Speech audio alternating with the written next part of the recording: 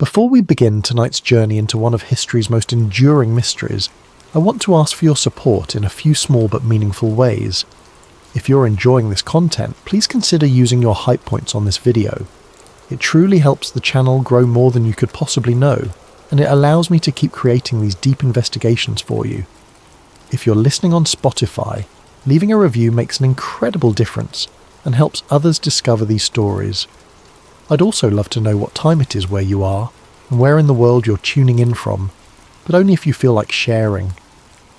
We absolutely love seeing where everyone is listening from, whether you're winding down for the night or just starting your day. And of course, if you enjoy this kind of content, subscribing means you'll never miss an investigation. Also, I want to give a special thank you to Steak Joan and Victoria for suggesting tonight's topic. Now let's get into tonight's story. There is a peculiar pattern in the history of exploration. For more than 500 years, people have searched for something they could never find. Expeditions were launched, fortunes were spent, lives were lost, maps were redrawn, rivers were navigated for the first time, jungles were hacked through, mountains crossed, and still nothing. They were looking for El Dorado. You know the name. Everyone does. The lost city of gold, the kingdom where streets were paved with precious metal and temples gleamed under the equatorial sun. It became the obsession of conquistadors, the dream of fortune seekers, and eventually the punchline of skeptics who dismissed it as pure fantasy. But here's the thing. What if El Dorado was real?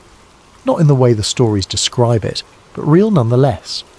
What if it wasn't a city at all, but something far more complex, something that was misunderstood from the very beginning, and then systematically erased from history before anyone had the chance to understand what it truly was? Tonight, we're going to investigate a conspiracy that doesn't rely on secret societies or hidden documents. Instead, it's built on something far more insidious. The human tendency to see only what we expect to see and to dismiss everything else. This is a story about a civilization that became a myth not because it never existed, but because the people who found it couldn't recognize it for what it was. So turn down the lights, get comfortable, and let's begin our investigation into El Dorado, the civilization that became a myth. Chapter 1. The ritual that started everything. To understand how El Dorado became one of history's greatest mysteries, we need to go back to the beginning. Not to a lost city hidden in the jungle, but to a lake high in the mountains of what is now Colombia. The year is 1537. Spanish conquistadors have been in South America for several decades now, and they're hearing stories, always stories, the indigenous. Peoples they encounter, the ones who haven't yet fled or succumbed to disease, speak of many things. And one story in particular captures the Spanish imagination. It concerns a ritual practiced by the Misca people, a confederation of communities living in the highlands of the eastern Andes. The Misca are sophisticated. They have agriculture, trade networks, and complex social structures. They work gold with remarkable skill, creating intricate ornaments and ceremonial objects. But it's one specific ceremony that becomes the seed from which the El Dorado legend grows. According to the accounts that reach Spanish ears, when a new ruler comes to power among the Muisca, a ceremony takes place at Lake Guatavita. This lake sits in a volcanic crater, its waters dark and deep, surrounded by mountains. The ritual is elaborate. The new leader is said to be covered in a sticky resin, and then gold dust is applied to his entire body until he shimmers like a living statue. A raft is prepared, and the golden leader boards it along with attendants carrying offerings, more gold, emeralds, and other precious items. They paddle to the centre of the lake. There, in a moment of spiritual significance, the offerings are thrown into the water. Then the leader himself dives in, washing away the gold dust in an act of humility and transformation. When he emerges, he's no longer covered in gold. He has been reborn as a ruler. The Spanish hear this story, and they fixate on one detail above all others, a man covered in gold. They begin calling this figure El Dorado, which simply means the golden one in Spanish. El Dorado is not a place, it's a person. It's a title, really, or a description of a ritual role. But stories have a way of changing as they travel. Details get added, context gets lost, and the human imagination, especially when gold is involved, tends to run wild. The conquistadors are not anthropologists. They're not there to understand indigenous cultures. They're there to extract wealth, and they've already seen what the Inca possessed. They've witnessed the ransom room of Atahualpa filled with gold beyond measure. They know that massive quantities of precious metal exist in this continent. So when they hear about a golden man participating in a ceremony that involves throwing gold into a lake, their minds don't stop there. If there's enough gold to coat a man and throw artifacts into a lake as offerings, they reason, then there must be far more gold somewhere nearby. There must be a source, a treasury. A city perhaps where gold is so abundant that covering a person in it is merely ceremonial. The story spreads through the Spanish colonies. It reaches the Caribbean. It travels back to Spain. And with each retelling, it grows. The golden man becomes less important. The gold itself becomes the focus. And slowly, imperceptibly, El Dorado transforms from a person into a place. But there's something important to understand here. Something that becomes central to our investigation. The Miska ritual was real. Lake Guatavita is real. Gold artifacts have been recovered from its waters. The ceremony happened. The Spanish didn't invent it out of nothing. What they did instead was reinterpret it through their own cultural lens. They took a spiritual practice, a ritual about transformation and humility, and saw only wealth. They took a story about a leader washing away gold to symbolize his responsibilities, and imagined a kingdom where gold was so common it could be casually discarded. This is where the conspiracy begins. Not with a lie, but with a misunderstanding. Not with an invention, but with a mistranslation of meaning. The Spanish heard the truth but couldn't comprehend it, so they created their own version. And that version, the one that had nothing to do with reality, became the legend that would consume centuries of exploration and countless lives.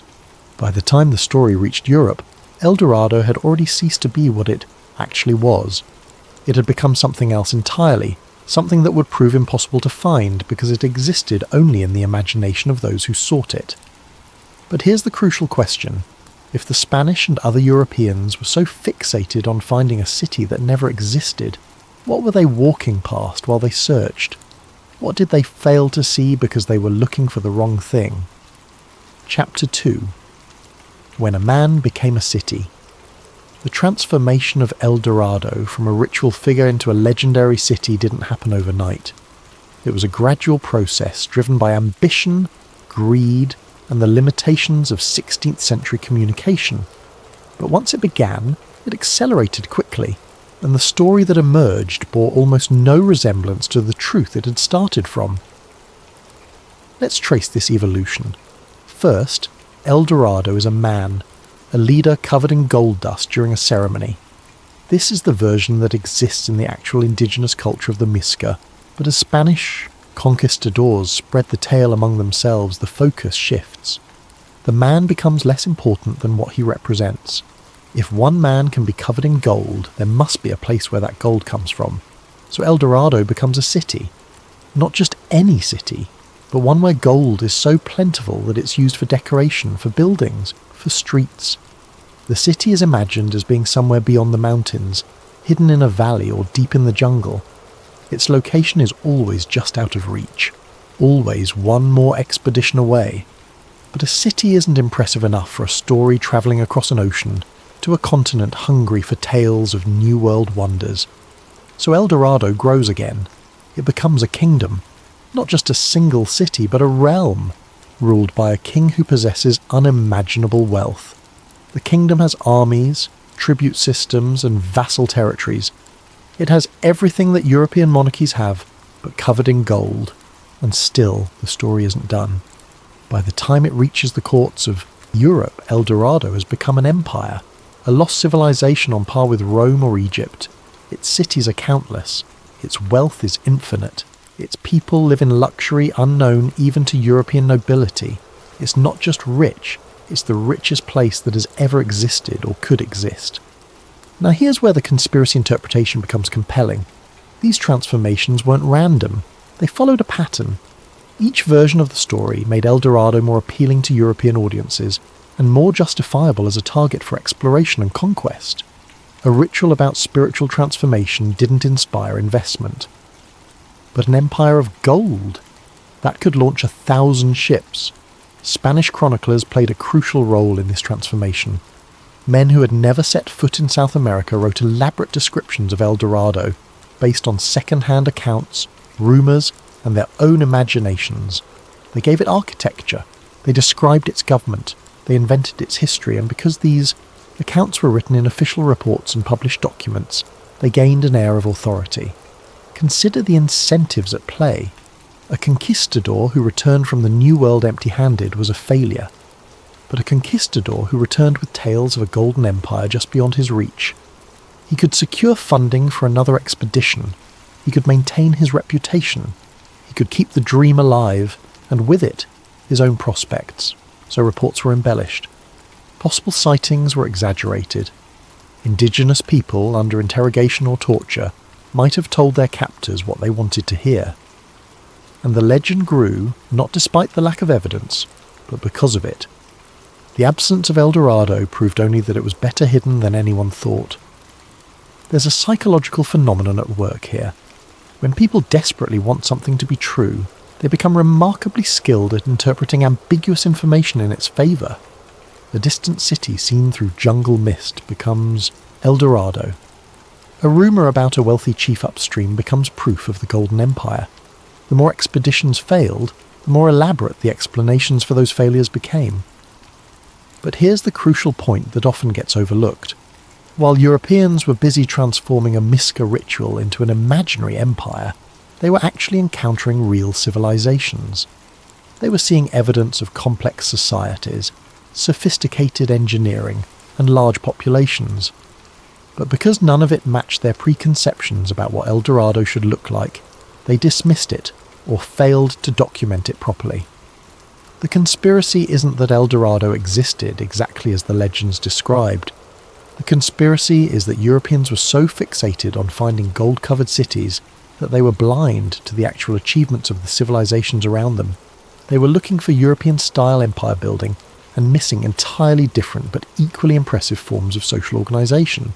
Gold, in many indigenous South American cultures, wasn't primarily about wealth in the European sense. It was about symbolism, spirituality, and social relationships. It marked status not through accumulation, but through redistribution. It connected the earthly and the divine. But Europeans couldn't see this because they projected their own economic system onto everything they encountered. So El Dorado became a fantasy that obscured reality. It became a story that was safer and more profitable to tell than the truth. And most importantly, it became an excuse for continued exploration, for pushing deeper into indigenous territories, for justifying conquest and extraction. As long as El Dorado remained unfound, there was always a reason to keep searching, keep invading, keep taking. The man covered in gold dust performing a ritual of humility and transformation had become an empire that justified empire. The ceremony that celebrated a leader's responsibility to his people had become a legend that enabled their destruction, and history would remember only the legend, not what it had replaced. Chapter 3. The First Expeditions. With the legend of El Dorado firmly established in the European imagination, it was only a matter of time before someone organised a serious expedition to find it. The first major attempt came in 1539 and was led by Gonzalo Pizarro, the younger brother of Francisco Pizarro, the man who had conquered the Inca Empire. Gonzalo had a reputation to uphold and a fortune to make. His brother had captured unimaginable wealth from the Inca, and Gonzalo wanted his own legendary discovery. He'd heard the stories about El Dorado, and more specifically about a place the Spanish were calling La Canela, the land of cinnamon, somewhere east of the Andes where both spices and gold supposedly existed in abundance. The expedition was massive. Gonzalo assembled around 220 Spanish soldiers, along with approximately 4,000 indigenous people forced to serve as porters and guides. They brought horses, pigs, llamas and dogs. They carried weapons, tools and supplies for what they thought would be a journey of a few months at most. They had no idea what they were walking into. The expedition departed from Quito in what is now Ecuador and headed east toward the Amazon basin. Almost immediately things began to go wrong. The terrain was far more difficult than anyone had anticipated. The jungle was dense, the mountains steep. Rain fell constantly. Supplies rotted. Animals died. The indigenous guides, who had been taken from their homes by force, began to disappear into the forest whenever possible. Months passed. They found neither cinnamon in profitable quantities nor any sign of El Dorado. Food became scarce. The soldiers started eating their horses, then their dogs. Disease spread through the expedition. Men died from fever, infection, and starvation. Gonzalo made a decision. He would build boats and send a portion of the expedition ahead down the rivers to search for supplies and information. He placed his second-in-command, Francisco de Orellana, in charge of this advance party. Orellana took about 50 men and set off down what would eventually be identified as the Napo River, a tributary of the Amazon. This is where the story takes a turn that's crucial to our investigation. Orellana and his men descended the river much faster than anyone anticipated. The current was strong, and once they were committed, there was no going back. They didn't find supplies, they didn't find El Dorado, but they did find something. They found that the river was enormous. It connected to an even larger river system, and along these rivers there were people, lots of people, settlements, communities, signs of agriculture and organisation. Orellana and his men were seeing a populated landscape, one that bore evidence of complexity and scale. But here's the thing. They were starving. They were desperate. They were focused entirely on survival. So while Orellana kept a journal and noted what they saw, his primary concern was finding food and making it out alive. They weren't there to study indigenous civilizations. They were there to find gold and glory. And when they didn't find those things, the details of what they actually encountered became secondary. Orellana made the decision not to return to Gonzalo. Whether this was because the current made it impossible, or because he chose to continue forward is still debated. Regardless, he and his men continued down the river, becoming the first Europeans to navigate the Amazon from the Andes to the Atlantic Ocean. The journey took months and was filled with encounters with indigenous groups, some hostile, some curious, all of them dealing with these strange, starving foreigners in their own ways. When Orellana finally reached the Atlantic and made his way back to Spain, he told stories about what he'd seen. He described large settlements. He described organised resistance from indigenous warriors. He described a landscape that was clearly inhabited and managed. But he also included elements that seemed fantastical. He claimed to have encountered warrior women, whom he compared to the Amazons of Greek mythology. This is, in fact, how the Amazon River got its name. Here's where the conspiracy interpretation becomes relevant. Orellana's reports contained accurate observations mixed with cultural misinterpretation and embellishment. But back in Europe, readers didn't know how to sort truth from exaggeration, so the entire account became suspect. If he lied about warrior women, perhaps he lied about everything. Perhaps the large settlements were just small villages. Perhaps the organised societies were just scattered tribes. This pattern would repeat over and over. Explorers would return with reports that didn't match European expectations, and those reports would be dismissed as either lies or misunderstandings. The elements that confirmed European biases, like the existence of gold or the promise of riches just beyond reach, were accepted.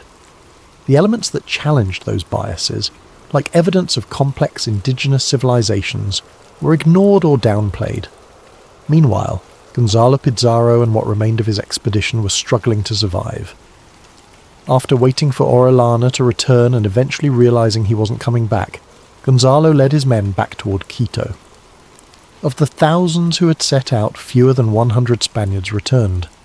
The number of indigenous people who died is unknown, but was certainly far higher. The expedition was a complete failure by its own standards. It found no El Dorado. It found no land of cinnamon. It brought back no wealth. But it did accomplish something, though no one realized it at the time. It proved that the geography east of the Andes was far more complex and inhabited than Europeans had imagined.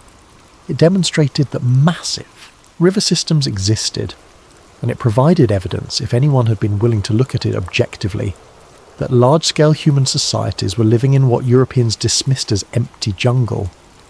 But that evidence was inconvenient. It didn't fit the narrative. El Dorado was supposed to be hidden and hard to find, not living in plain sight along major waterways. So the reports were filed away, the expedition was remembered as a failure, and the search for El Dorado continued as if nothing had been learned. The pattern was set. Europeans would search for a golden city that matched their imagination and would walk right past evidence of actual civilizations, because those civilizations didn't look like what they expected. They would document their failures but not their discoveries, and history would record the legend while forgetting the reality. Chapter 4. Reports that didn't fit the narrative. As Spanish and Portuguese expeditions pushed deeper into South America throughout the 16th century, a strange pattern emerged in the written records that survive. Explorers and missionaries described things that later historians would dismiss as impossible or exaggerated. These accounts contained details about indigenous societies that didn't match the prevailing European belief that the Amazon and surrounding regions were primitive wildernesses inhabited by scattered simple tribes. Let's look at some of these reports. Father Gaspar de Carvajal, who accompanied Orellana on his Amazon journey, wrote extensively about what they encountered. He described settlements that stretched for miles along the riverbanks. He noted roads leading inland from the rivers. He observed pottery, textiles, and organised agriculture. He wrote about encountering groups of people who were clearly part of larger political structures, who communicated across distances and coordinated their responses to the Spanish intrusion. Other explorers made similar observations. They described villages connected by maintained paths. They noted canals and earthworks that suggested deliberate landscape modification. They observed fish weirs and turtle farms that indicated sophisticated resource management. They encountered chiefs who commanded authority over multiple settlements and who participated in trade networks that spanned vast distances. But here's the problem. These descriptions didn't match what Europeans expected to find. According to the prevailing wisdom, advanced civilizations required certain things: stone architecture, metallurgy for tools and weapons, draft animals, and written language. The societies along the Amazon had none of these, or at least none that the Spanish recognized. Instead, they built with wood and thatch, materials that were abundant and suited to the environment, but which left little lasting trace. They worked stone and metal for ceremonial purposes, but used wood and bone for most tools. They had no horses or oxen because South America had no native animals suitable for such purposes, and their systems of record-keeping, if they existed, weren't recognized as writing by Europeans who expected alphabets or recognizable symbols. So despite the eyewitness accounts, European academics back home began to develop a theory. The explorers, they suggested, must have been exaggerating. They were either lying to make their expedition seem more impressive, or they were confused and mistook small villages for large settlements. Perhaps the hardships of jungle travel had affected their judgment. Perhaps they were simply seeing what they wanted to see. This dismissal was convenient for multiple reasons. First, it maintained European assumptions about civilization and progress. If the Amazon couldn't support advanced societies, then European civilization remained unique and superior. Second, it simplified colonial policy. If the region was sparsely populated by simple tribes, then European claims to the territory seemed more legitimate. And third, it explained away the failure to find El Dorado. If there were no advanced civilizations in the region, then of course there was no Golden City. But there was another factor at play, one that's crucial to understanding how the truth became buried. By the time European scholars were writing their authoritative accounts of South America, usually decades after the initial explorations, the landscape itself was changing dramatically. Disease had arrived with the Europeans. Smallpox, measles, influenza, and other illnesses to which indigenous people had no immunity spread through the Americas like wildfire. Populations collapsed, not slowly, but catastrophically. In some regions, 90% or more of the indigenous population died within a few generations of contact. When later explorers and missionaries travelled through the Amazon in the 17th and 18th centuries, They found a very different landscape than the one the first Spanish expeditions had encountered. The large settlements were gone. The maintained roads had been reclaimed by vegetation. The agricultural systems had fallen into disuse. The elaborate earthworks were covered by jungle growth. These later observers documented what they saw. Scattered small groups living in what appeared to be an untouched wilderness, and their reports seemed to contradict the earlier accounts. So scholars made a choice. They decided the earlier reports must have been wrong, rather than considering that they might be documenting a landscape after collapse. This is where the conspiracy interpretation becomes most compelling. It wasn't that historians deliberately tried to hide the truth about Amazonian civilizations. It's that they created a narrative that fit their expectations and their ideology, and they dismissed any evidence that contradicted that narrative as unreliable. They were looking at before and after snapshots, but treating them as if they showed the same moment in time. Reports that didn't fit were filed away or reinterpreted.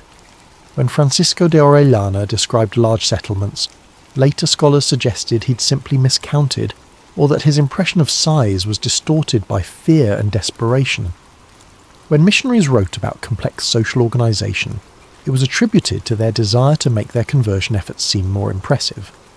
When evidence of agriculture or landscape modification appeared, it was dismissed as natural formations misidentified by observers unfamiliar with tropical environments. Meanwhile, the search for El Dorado continued. Expeditions kept pushing into the interior, looking for cities that matched European architecture and obviously displayed wealth. They wanted to find temple complexes like those of the Maya or Inca, something unmistakable and permanent. They couldn't conceive that advanced civilization might take different forms, might build with different materials, might express wealth and power through means other than accumulation and display, so they missed it. They walked past evidence of sophisticated societies because those societies didn't conform to European definitions of civilization. They documented earthworks, but didn't recognise them as intentional. They noted fish weirs, but didn't understand them as evidence of systematic aquaculture. They saw interconnected settlements, but described them as isolated villages. The irony is painful. Europeans were searching desperately for evidence of an advanced indigenous civilization, while simultaneously dismissing all the actual evidence of advanced indigenous civilizations they encountered.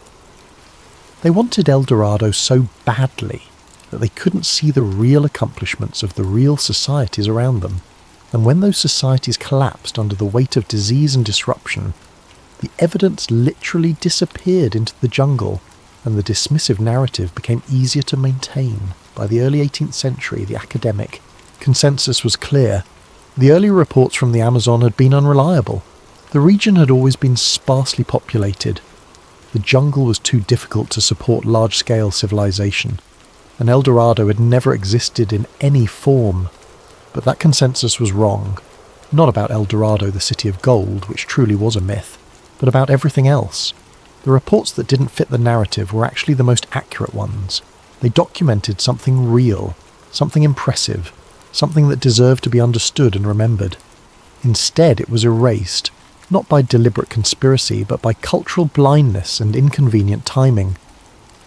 The truth went underground, buried beneath centuries of assumed knowledge and confident dismissal. It would take extraordinary circumstances to bring it back to light. Chapter 5: Disease and Disappearance. To understand how an entire civilization can effectively vanish from history, we need to talk about what epidemics do to human societies, especially when those epidemics arrive without warning and without mercy. The indigenous peoples of the Americas had been isolated from Eurasia and Africa for thousands of years. In that time, they'd developed their own diseases and their own immune responses to those diseases. But they had never been exposed to smallpox. They'd never encountered measles. Influenza was unknown. Typhus had never touched these shores. All of these diseases, and many others, were endemic in Europe, Africa, and Asia. People there got sick from them, certainly, and many died. But enough survived that populations maintained themselves. When these diseases arrived in the Americas, the effect was apocalyptic. The first recorded smallpox epidemic in the Caribbean occurred in 1518 or 1519, less than 30 years after Columbus's first voyage. Within a few years, it had spread to the mainland. By 1520, it had reached the Aztec Empire. By 1527, it was in South America. The disease didn't need Spanish conquistadors to spread it. It moved faster than the Europeans did. It spread through trade routes, through warfare, through the normal human interactions of interconnected societies. A single infected individual could transmit the disease to dozens of others. Those dozens would each infect dozens more before they even showed symptoms. The progression was geometric and unstoppable. Here's what makes this relevant to our investigation of El Dorado. The societies along the Amazon and throughout South America were connected. They had trade relationships, political alliances, and communication networks. These same networks that allowed them to coordinate activities and share resources also became highways for disease. The more organised and interconnected a society was, the more vulnerable it became to pandemic collapse. We have some records of what this looked like.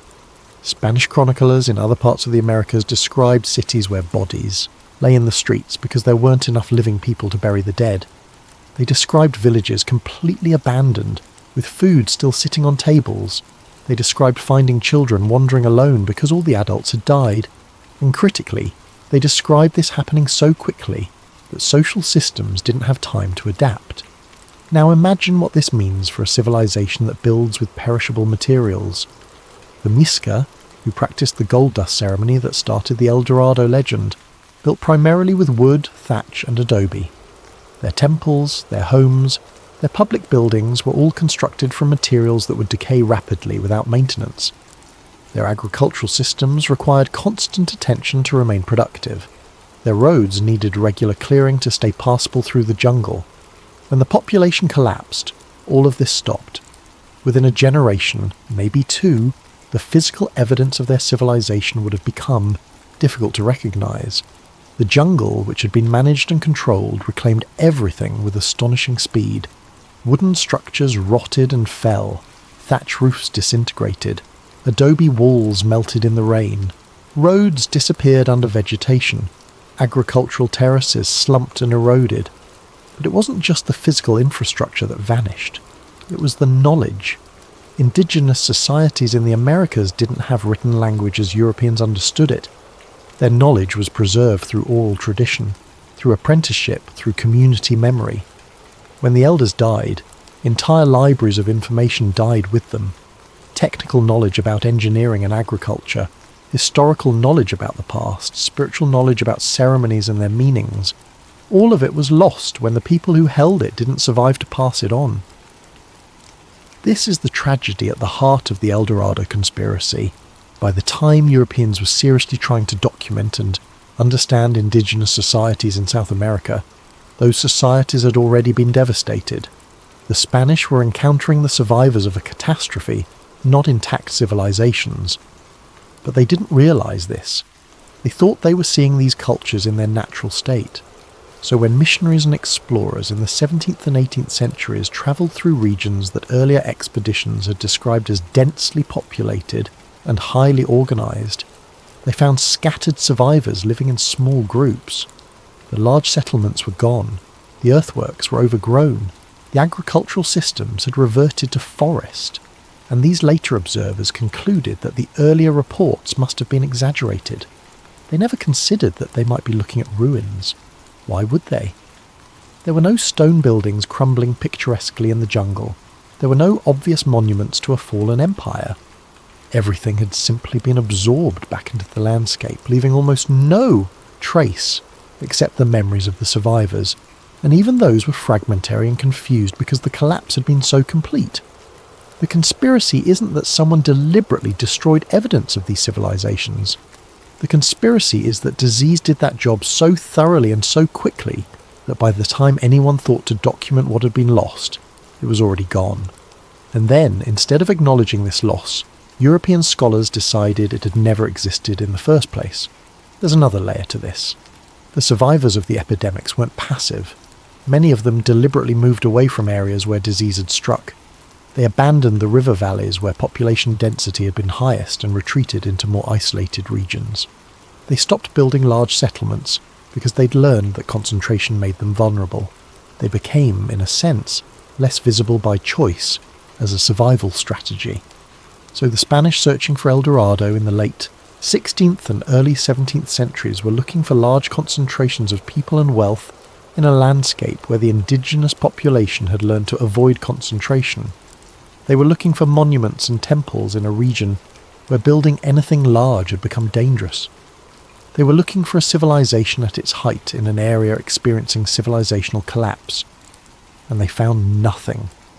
Not because El Dorado never existed, but because what had existed was gone. Not the golden city of legend, obviously. That was never real. But the complex societies, the organised polities, the sophisticated systems of resource management, the evidence that would have shown them that the early reports were accurate, all of it had disappeared. The jungle keeps secrets well. Wood and thatch leave no trace. Oral traditions die with their speakers, and within a century of contact, the landscape had transformed so completely that it became easy to believe it had always been empty, always been primitive, always been incapable of supporting anything as impressive as the legend suggested. The truth was buried not by conspiracy, but by catastrophe, and by the time anyone thought to look for it, the forest had grown over everything, and the only things left were stories that no one believed anymore. Chapter 6. Lake Guatavita and the Obsession with Gold. While expeditions pushed deeper into the Amazon searching for El Dorado in vain, others returned to where the legend began, Lake Guatavita, high in the mountains of Colombia, where the Miska had performed their gilded ceremony. If there was truth to any part of the El Dorado story, the Spanish reasoned, it would be here. And if the ceremony involved throwing gold into the lake, then perhaps the lake itself held the treasure they sought. The attempts to drain Lake Guatavita represent one of the most fascinating chapters in the El Dorado obsession, because they show how completely the Spanish misunderstood what they were dealing with. They weren't wrong that gold had been deposited in the lake. They were wrong about what that meant. The first serious attempt came in 1545, just a few years after the Spanish conquest of the Muisca territories. A Spanish merchant named Hernán Pérez de Quesada, who was a relative of one of the conquistadors who had defeated the Muisca, organised an effort to lower the water level of the lake. His method was simple: cut a notch in the rim of the crater and let the water drain out. They succeeded in lowering the water level by several feet, and they did find gold. They recovered several thousand pesos worth of gold artefacts from the newly exposed shore. But it wasn't the treasure trove they'd imagined. It was ceremonial objects, offerings, exactly what the Muisca had said they would find. Small figurines, beads, ornaments, the kind of items that would be thrown into the lake as part of a ritual. This should have told them something. The gold wasn't there as stored wealth. It was there as sacrificed wealth, given up intentionally as part of a spiritual practice. The value wasn't in the metal itself, but in the act of offering it. But the Spanish couldn't think that way. To them, gold in a lake was hidden treasure, wealth that had been concealed and could be recovered. The idea that it had been deliberately given away, that its value lay in it being irretrievable, didn't make sense within their worldview. Decades passed. Other attempts were made. In 1580, Antonio de Sepúlveda got royal permission to try again. His team cut a deeper channel and lowered the water level even more substantially. They found more gold, again worth several thousand pesos, but still nothing approaching the vast wealth that legend promised. The operation cost more than it recovered, and Sepúlveda died before completing the project. The notch they cut in the crater rim is still visible today, a permanent scar on the landscape left by gold fever, but the most ambitious attempt came much later, in 1823, when Colombian independence had just been won and the new government was looking for revenue. A company called the Contractors for the Discovery of the Treasures of Lake Guatavita formed, with shareholders and official backing. They planned to drain the lake entirely using more sophisticated engineering than had been available to the Spanish.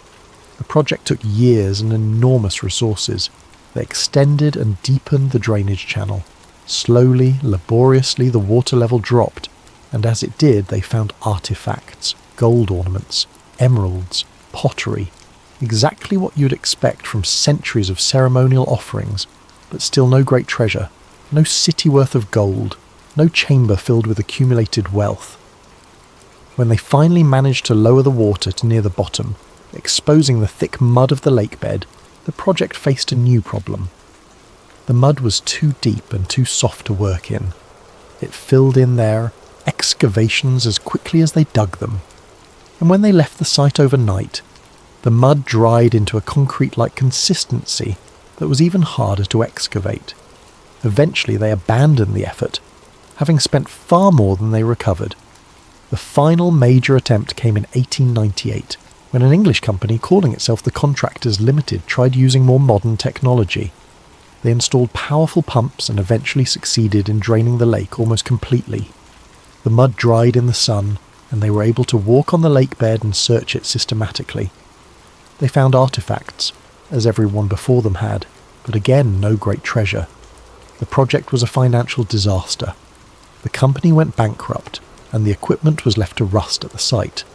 Today, Lake Guatavita is protected. It's illegal to attempt to drain it or excavate it. It's recognised as an archaeological site and a place of cultural importance to the descendants of the Muisca. But the history of attempts to drain it tells us something crucial about the El Dorado phenomenon. The gold was there. The Spanish weren't wrong about that. But they were wrong about what it meant. They projected their own economic system, which valued accumulation and storage of wealth, onto a culture that valued redistribution and sacrifice of wealth. They couldn't conceive that throwing gold into a lake was the point, not an inconvenient obstacle to recovering it later. This misunderstanding was built into every expedition that searched for El Dorado. They were looking for a treasure vault, a storehouse, a concentrated collection of wealth. But if the actual sophisticated societies in the region treated gold as the Muisca did, as something to be given away rather than hoarded, then there would be no treasure vault to find. The wealth would be dispersed, sacrificed, incorporated into objects and artifacts distributed throughout the society rather than locked away in a central location. The Europeans were looking for a dragon's hoard, essentially. They wanted to find a single place where all the gold had been collected and stored. But that's not how these societies worked. Wealth flowed. It moved. It was given as gifts, distributed to maintain alliances, offered to the divine, displayed in ways that demonstrated the power to give things away, rather than to keep them. So every expedition that searched for concentrated treasure was doomed to fail, not because there was no gold in the region, but because the fundamental premise was wrong. They were searching for something that contradicted the entire economic and spiritual system of the cultures that had created it. And while they searched, while they drained lakes and hacked through jungles and interrogated indigenous people about where the gold was hidden, they were blind to the actual achievements around them. The sophisticated agriculture, the complex social organisation, the impressive engineering, all of it was invisible to people whose definition of civilization required the accumulation of precious metals in specific European-approved forms. Lake Guatavita was drained multiple times, scarred, exploited, all in search of a treasure that was never there in the way the Spanish imagined. The real treasure, the understanding of a different way of organising society and thinking about value, was there the whole time. But no one was looking for that. Chapter 7. The myth is officially dismissed. By the 18th century, the nature of El Dorado had changed again. It was no longer an immediate goal for conquistadors or a realistic target for expeditions. Instead, it had become an embarrassment, a cautionary tale about the dangers of credulity and greed. European scholars, particularly those associated with the Enlightenment, began systematically dismissing the El Dorado legend as pure fantasy. This dismissal wasn't random. It was part of a broader effort to separate legitimate exploration from what was seen as superstitious treasure hunting. The age of scientific rationalism had arrived, and with it came a desire to establish credible, fact-based accounts of geography and human societies. El Dorado didn't fit this new framework. The verdict was clear. El Dorado had never existed. It was a myth from start to finish, a combination of indigenous tall tales and European gullibility. The The conquistadors who had searched for it were viewed as foolish, driven by greed to pursue an obvious fantasy. The indigenous accounts that had started the legend were dismissed as either deliberate deceptions, cultural misunderstandings, or simply invented by the Spanish themselves to justify their explorations. This official dismissal served multiple purposes. First, it allowed European powers to close a chapter on a particularly embarrassing aspect of colonial history. Hundreds of people had died searching for El Dorado. Enormous resources had been wasted. Reputations had been ruined. By declaring the whole thing a myth, authorities could move on without having to account for the cost. Second, it reinforced European intellectual superiority. If El Dorado never existed, then the Spanish conquistadors who believed in it were fools.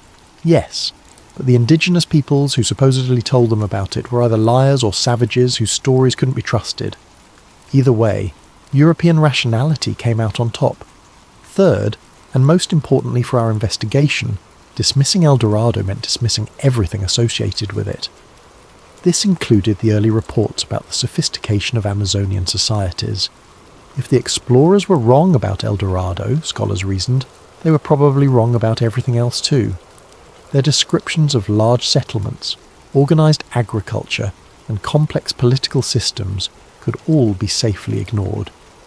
The timing of this dismissal is crucial. It happened after the indigenous population collapse, but before there were sophisticated archaeological techniques to investigate what had been lost. European scholars in the 1700s were confidently declaring that the Amazon had always been sparsely populated, based primarily on the observations of travellers who were seeing the region after the catastrophe, not before it. Indigenous knowledge was systematically excluded from this process. The descendants of the Muisca and other groups knew their own history. They had oral traditions that spoke of their ancestors' achievements. But in the European academic framework of the time, oral history wasn't considered reliable. If there were no written records, no stone monuments, no obvious ruins, then the past might as well not have existed. This is where the conspiracy interpretation becomes most powerful. There wasn't a secret cabal working to hide the truth about El Dorado. The conspiracy was structural and ideological. European intellectual culture created a framework where certain kinds of evidence were valued and others were dismissed. Stone architecture counted. Oral tradition didn't. Written language counted. Sophisticated social organisation without written records didn't. Accumulated wealth counted. Redistributed wealth didn't. Within this framework, the achievements of Amazonian and Andean societies became literally invisible. They could be looked at directly and still not be seen, because the observers didn't have the conceptual tools to recognise what they were looking at. And once the official narrative was established that these regions had always been primitive, that narrative became self-reinforcing. Explorers and scientists who visited the region in later centuries went expecting to find sparse populations and simple societies. That's what the academic literature told them to expect. So when they saw earth mounds, they assumed they were natural formations. When they heard about ancient civilizations from indigenous informants, they assumed it was mythology or exaggeration. When they found artifacts that suggested organization and sophistication, they classified them as anomalies or outliers. The dismissal of El Dorado became a shield that protected European assumptions about civilization, progress, and racial hierarchies. If there had never been advanced societies in the Amazon, then European colonization didn't destroy anything important. The region was terra nullius, empty land waiting to be claimed and exploited. The people living there were in a state of nature, lacking civilization and therefore in need of European guidance and control. This narrative was convenient politically, economically, and psychologically. It justified ongoing exploitation. It excused past atrocities. And it preserved European self-image as the world's civilizing force. All it required was ignoring a substantial body of evidence and dismissing the knowledge and testimony of indigenous peoples themselves. By the time the 19th century arrived, El Dorado had been thoroughly mythologized. It appeared in literature as a symbol of impossible dreams and foolish quests.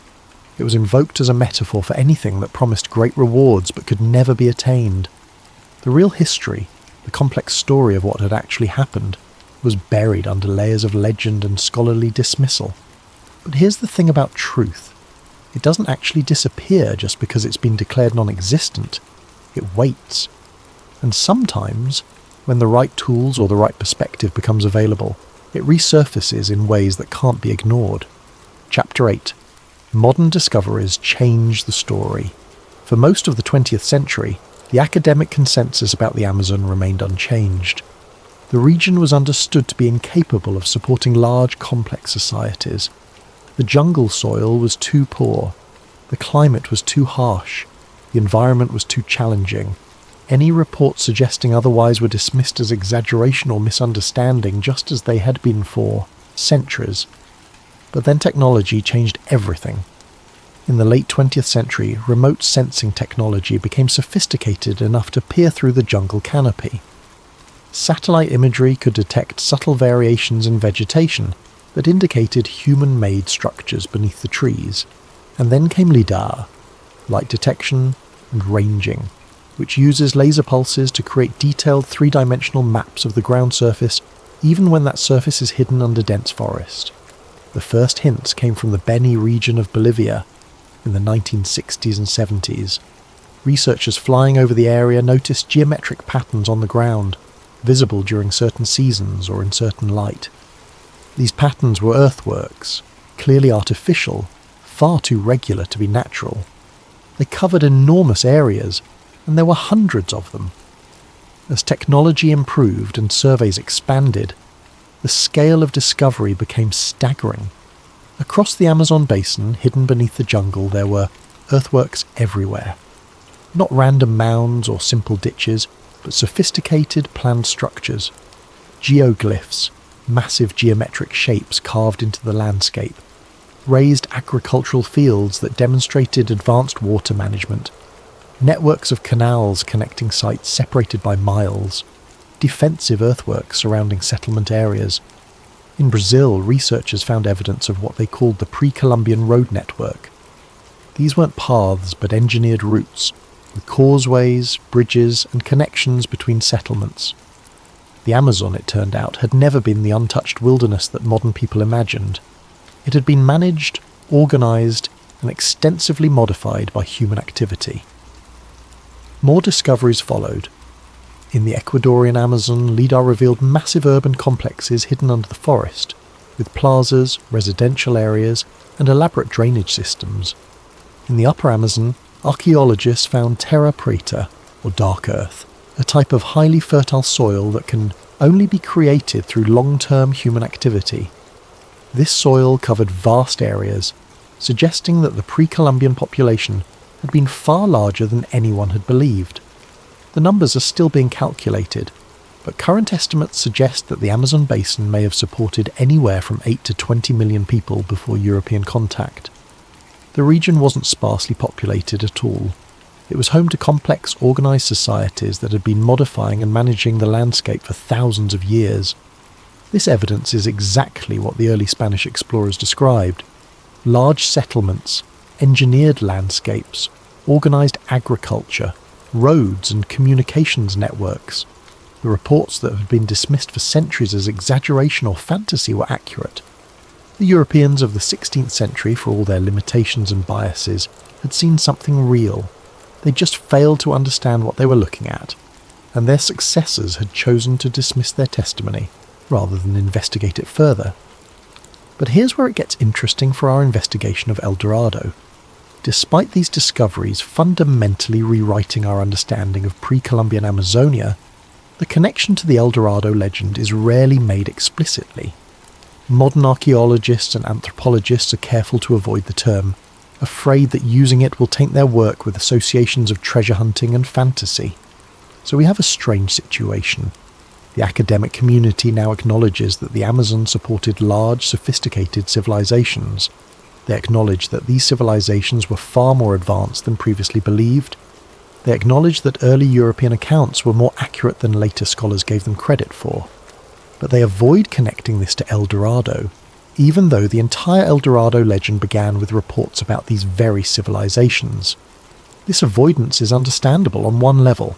El Dorado is associated with gold, with treasure, with fantasy. Modern archaeology wants to focus on social organisation, environmental adaptation, and cultural achievement. Bringing up El Dorado risks having serious research dismissed as treasure hunting. But from a conspiracy theory perspective, this avoidance continues the pattern of erasure that we've been tracing throughout this investigation. El Dorado has become such a loaded term that even when evidence emerges that vindicates aspects of the legend, we can't acknowledge it because the label itself has been poisoned by centuries of misuse and dismissal. The civilization that started the El Dorado legend, the Miska, were real. They were sophisticated.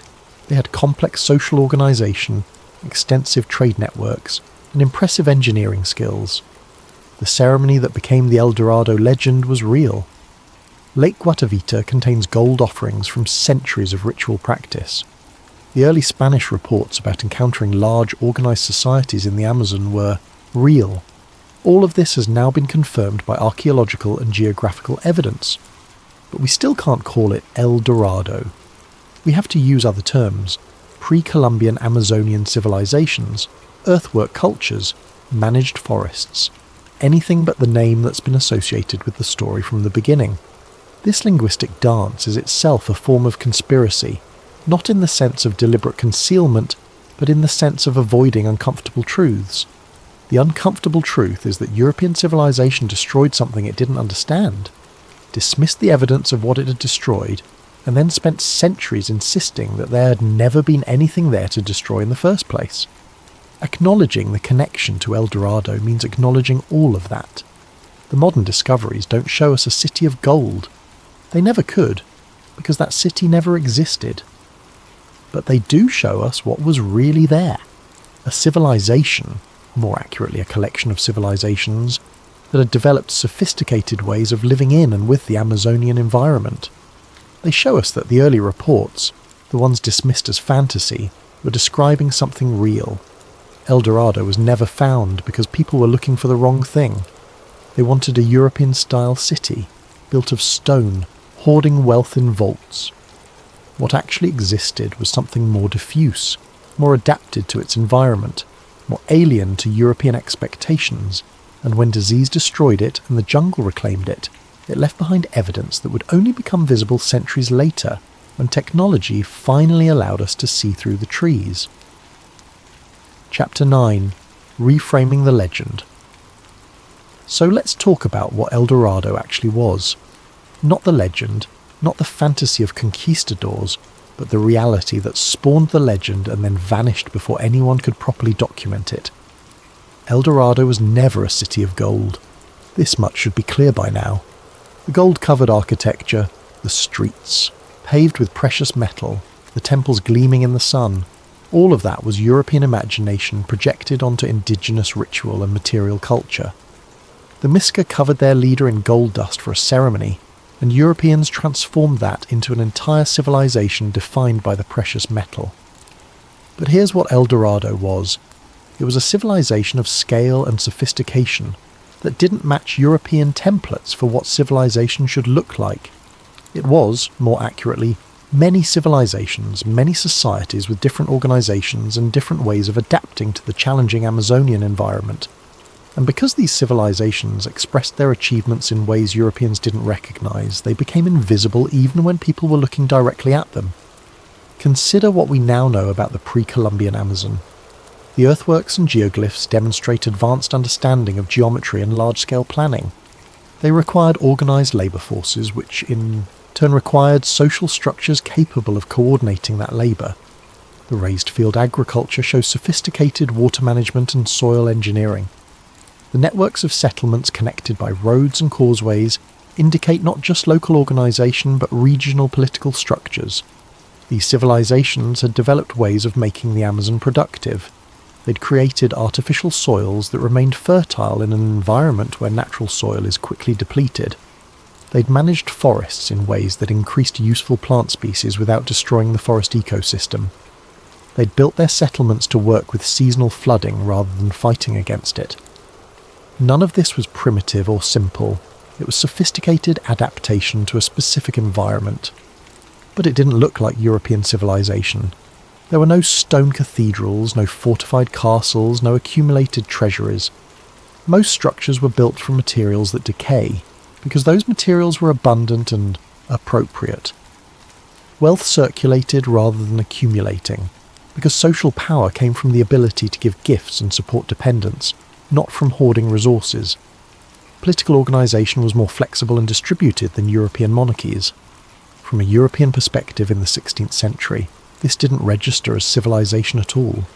Civilization required permanence, they thought. It required monumental architecture that would last for generations. It required written records. It required accumulated wealth stored in treasuries. Civilization was supposed to look like Rome or Athens or Madrid. What they encountered in the Americas was different. Not less sophisticated, not primitive, just different. Built on different premises, adapted to different environments, expressing power and knowledge through different means. And because it was different, it was invisible to people who could only recognize one form of civilization. This is the core of the El Dorado conspiracy. The legend was generated by European misunderstanding of indigenous culture, particularly the misinterpretation of symbolic gold use as evidence of accumulated wealth. Then, when disease destroyed the societies that had generated those cultural practices, Europeans walked through the ruins and declared that there had never been anything there. The evidence disappeared, and rather than acknowledge that they were seeing the aftermath of catastrophe, later observers decided the earlier reports must have been fantasies. The civilization was there, it was real, it was sophisticated, but it expressed its sophistication through ecological management, through social organisation, through rituals and traditions that left few traces after population collapse. The gold that obsessed the Spanish was never the point. It was a marker of something else, something Europeans couldn't see because they were blinded by the glitter. Let's think about what the Muisca gold ceremony actually represented. Leader covered in gold dust standing on a raft, throwing gold into a lake before washing himself clean. From a European perspective, this was waste, incomprehensible extravagance. Why would you throw away gold? But from the Muisca perspective, it wasn't waste. It was investment in the spiritual realm. It was demonstration of the leader's fitness to rule not through his ability to accumulate, but through his willingness to sacrifice. The gold went into the lake and stayed there, irretrievable, because that was the point. The leader gave up wealth to show he understood that his power came with responsibilities, not privileges. This kind of thinking was alien to the conquistadors. Their entire economic system was built on accumulation, on ownership, on the concentration of wealth in the hands of the powerful. The idea that throwing away gold could be more valuable than keeping it didn't compute. So they invented an explanation that made sense to them. There must be so much gold that they can afford to waste it. And if they can waste this much, imagine how much they must have stored away. The Spanish projected their own economic logic onto a completely different system, and then went searching for something that their projection had created but which had never existed.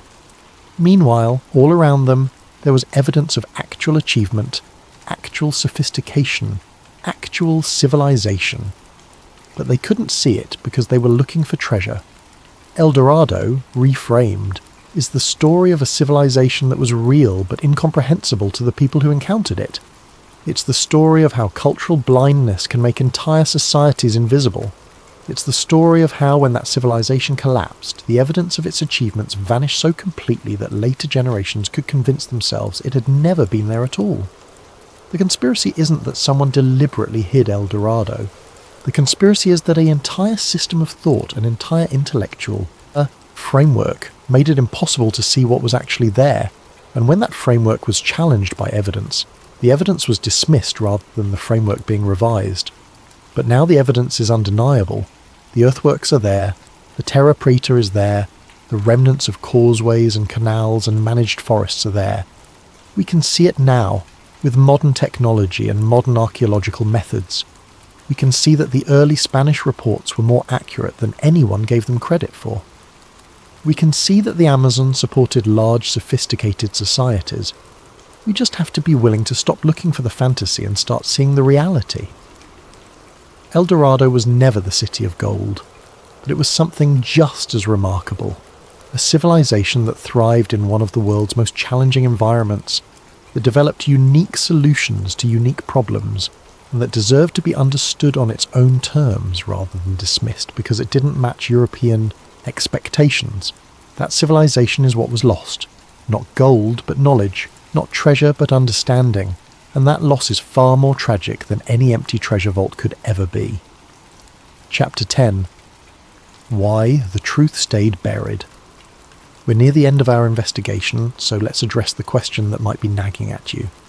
If the evidence for sophisticated pre-Columbian Amazonian civilizations exists, if modern archaeology has confirmed much of what the early Spanish explorers reported, why isn't this common knowledge? Why don't we learn in school that El Dorado was, in a sense, real? The answer reveals the final layer of this conspiracy: the institutional and psychological resistance to rewriting established narratives, especially when those narratives serve to justify or minimise historical atrocities.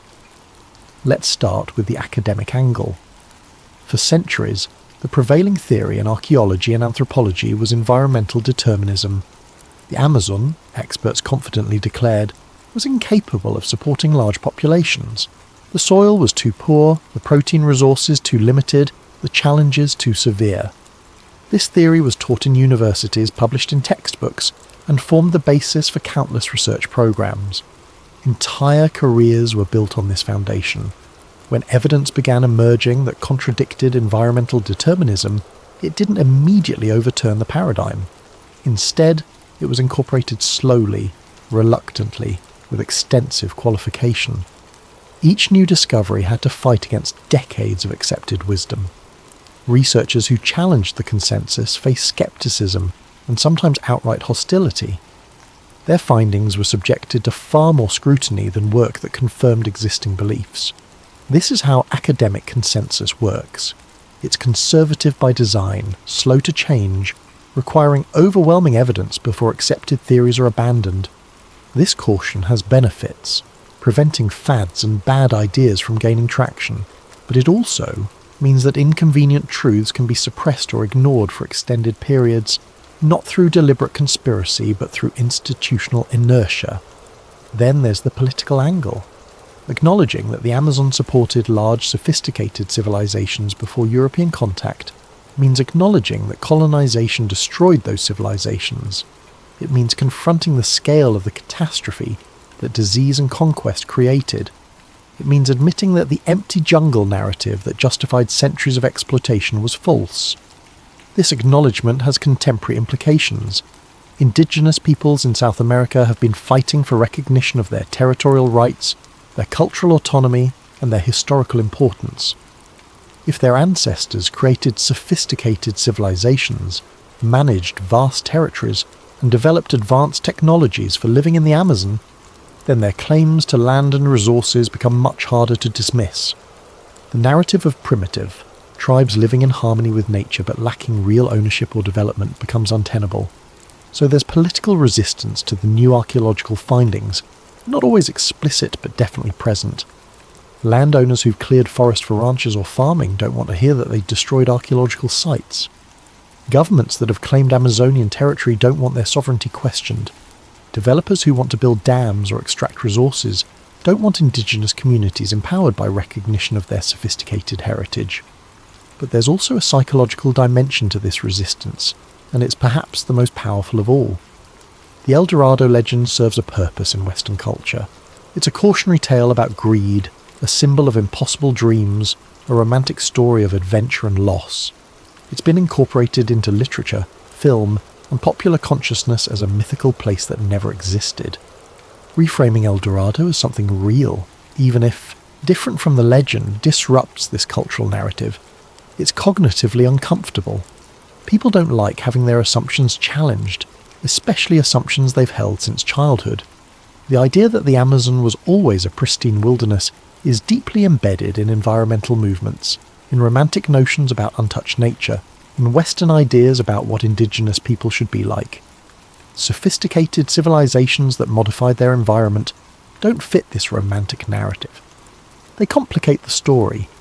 Indigenous peoples are supposed to live in harmony with nature, leaving no trace, existing as part of the ecosystem rather than shapers of it.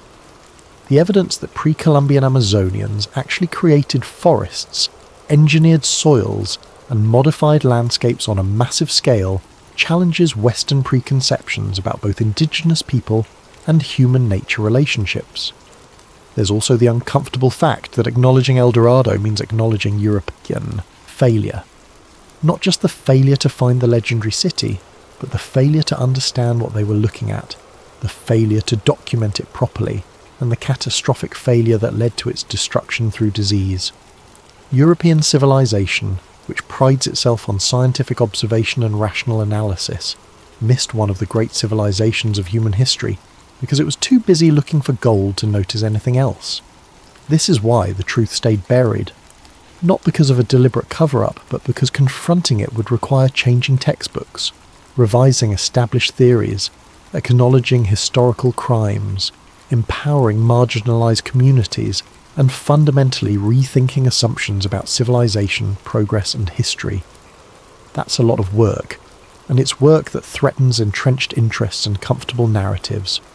The jungle, meanwhile, keeps its secrets. The earthworks are still mostly covered by forest. The causeways are still obscured by vegetation. The evidence exists, but it's not visible to casual observers. You need technology to see it, you need training to interpret it, and you need funding to study it properly. And all of those resources are controlled by institutions that have their own inertia, their own biases, their own reasons for moving slowly. But the truth is emerging anyway. Paper by paper, discovery by discovery, the evidence accumulates. The consensus is shifting, though slowly. Textbooks are being revised, though not as fast as they should be. The story is changing. El Dorado, the real El Dorado, the civilization that sparked the legend, is being recovered. Not as a city of gold, but as something more interesting. A complex, sophisticated society that adapted successfully to one of Earth's most challenging environments. A society that was destroyed before it could be properly understood, erased from history before anyone realized what was being lost, and then dismissed as myth because acknowledging its reality was too inconvenient. The conspiracy wasn't a secret cabal hiding evidence in vaults. The conspiracy was systemic, ideological, built into the very structures of thought that determined what counted as evidence and what deserved attention.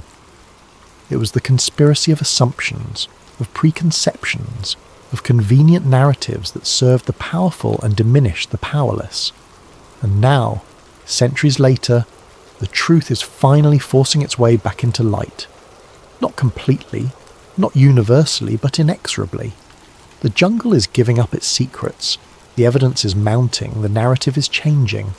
El Dorado was never found because no one knew how to see it, but we're learning. Slowly, we're learning.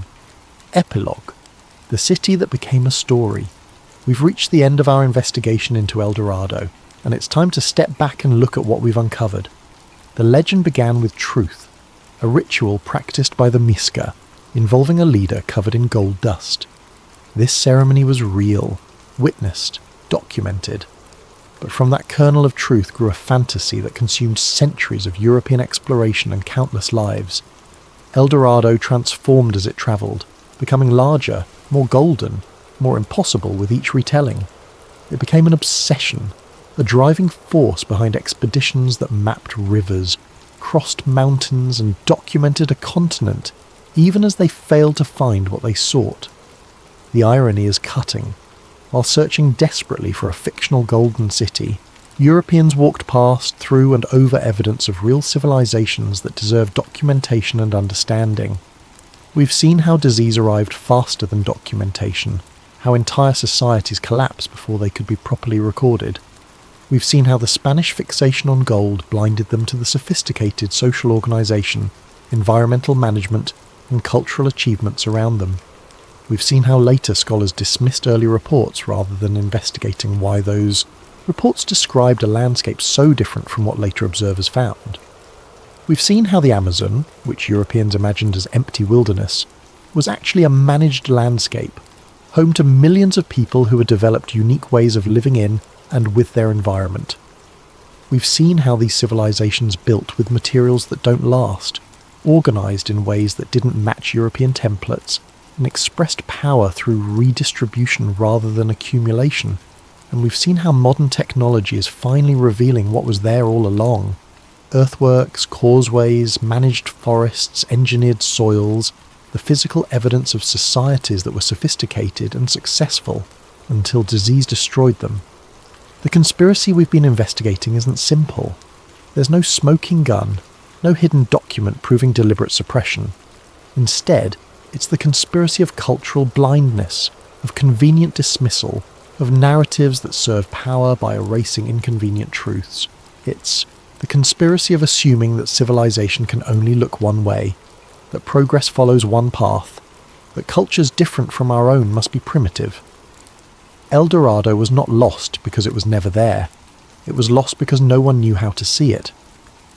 The golden city that conquistadors sought existed only in their imaginations, but the civilization that inspired the legend was real. It thrived for centuries before contact. It managed to live successfully in an environment that Europeans considered hostile and impossible, and then it vanished, destroyed by disease and dismissed by history. The real tragedy of El Dorado isn't that Spanish explorers wasted their lives searching for gold. The real tragedy is that while they searched, they destroyed what they couldn't recognise and dismissed what they couldn't understand. The tragedy is that we're only now, centuries later, beginning to piece together what was lost, using technology to see through the jungle canopy and recover evidence of civilizations that should never have been forgotten. So when you hear the name El Dorado, remember that it's not just a legend about greed and impossible dreams. It's a reminder of how easy it is to miss what's right in front of us when we're looking for something else. It's a cautionary tale about the danger of assumptions, about the harm caused by seeing the world only through our own cultural lens. The city of gold never existed, but the civilization that became a story, that was real. And perhaps finally we're ready to see it for what it was. Sometimes history does not erase the past, it mislabels it, and sometimes, if we're lucky, we get the chance to correct that mistake. Thank you for joining me on this investigation into El Dorado, the civilization that became a myth. If you found this compelling, if you want to support more deep dives into mysteries and conspiracies like this one, please use your hype points on the video. Leave a review on Spotify if you're listening. There. And let me know in the comments what time it is where you are and where in the world you're tuning in from. I love hearing from all of you, no matter where you are or when you're listening. Until next time, sleep well, and remember, the truth is often stranger than the legends we create to replace it.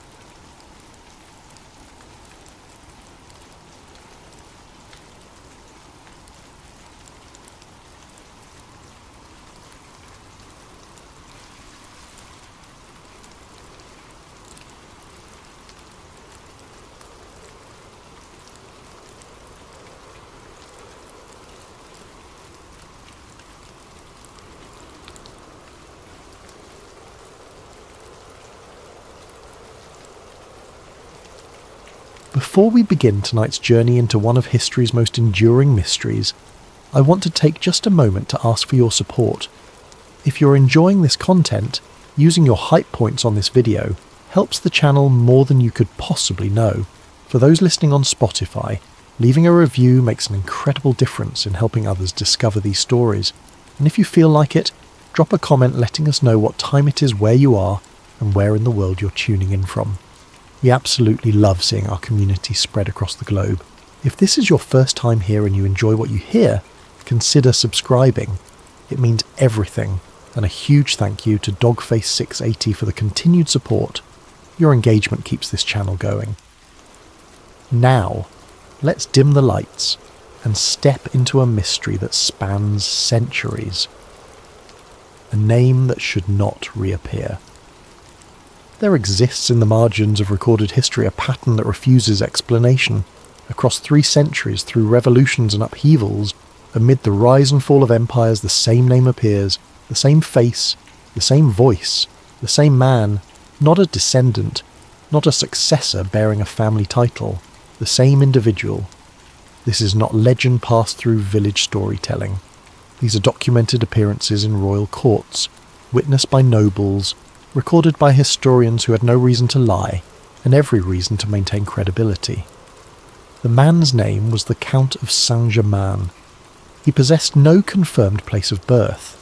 No verified death certificate exists. His origins remain deliberately obscured, his departure from history equally mysterious. Yet during his documented existence, he demonstrated knowledge that should have been impossible, spoke of events he could not have witnessed, and aged in ways that defied natural law. The central question is not whether Saint-Germain existed. That much is certain. Court records confirm it. Personal letters reference him. Paintings capture his likeness. The question that haunts researchers is far more unsettling. What if certain figures in history are not born in the conventional sense, but rather placed, positioned at critical moments across time, serving purposes we can only begin to comprehend? What if some individuals slip through the cracks of mortality itself?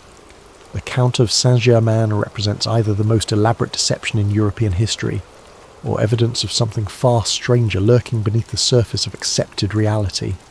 Tonight we examine the documented facts, the witness testimonies, the impossible coincidences, and the conspiracy theory that suggests this mysterious figure may have discovered something humanity was never meant to possess: the secret of life beyond death itself.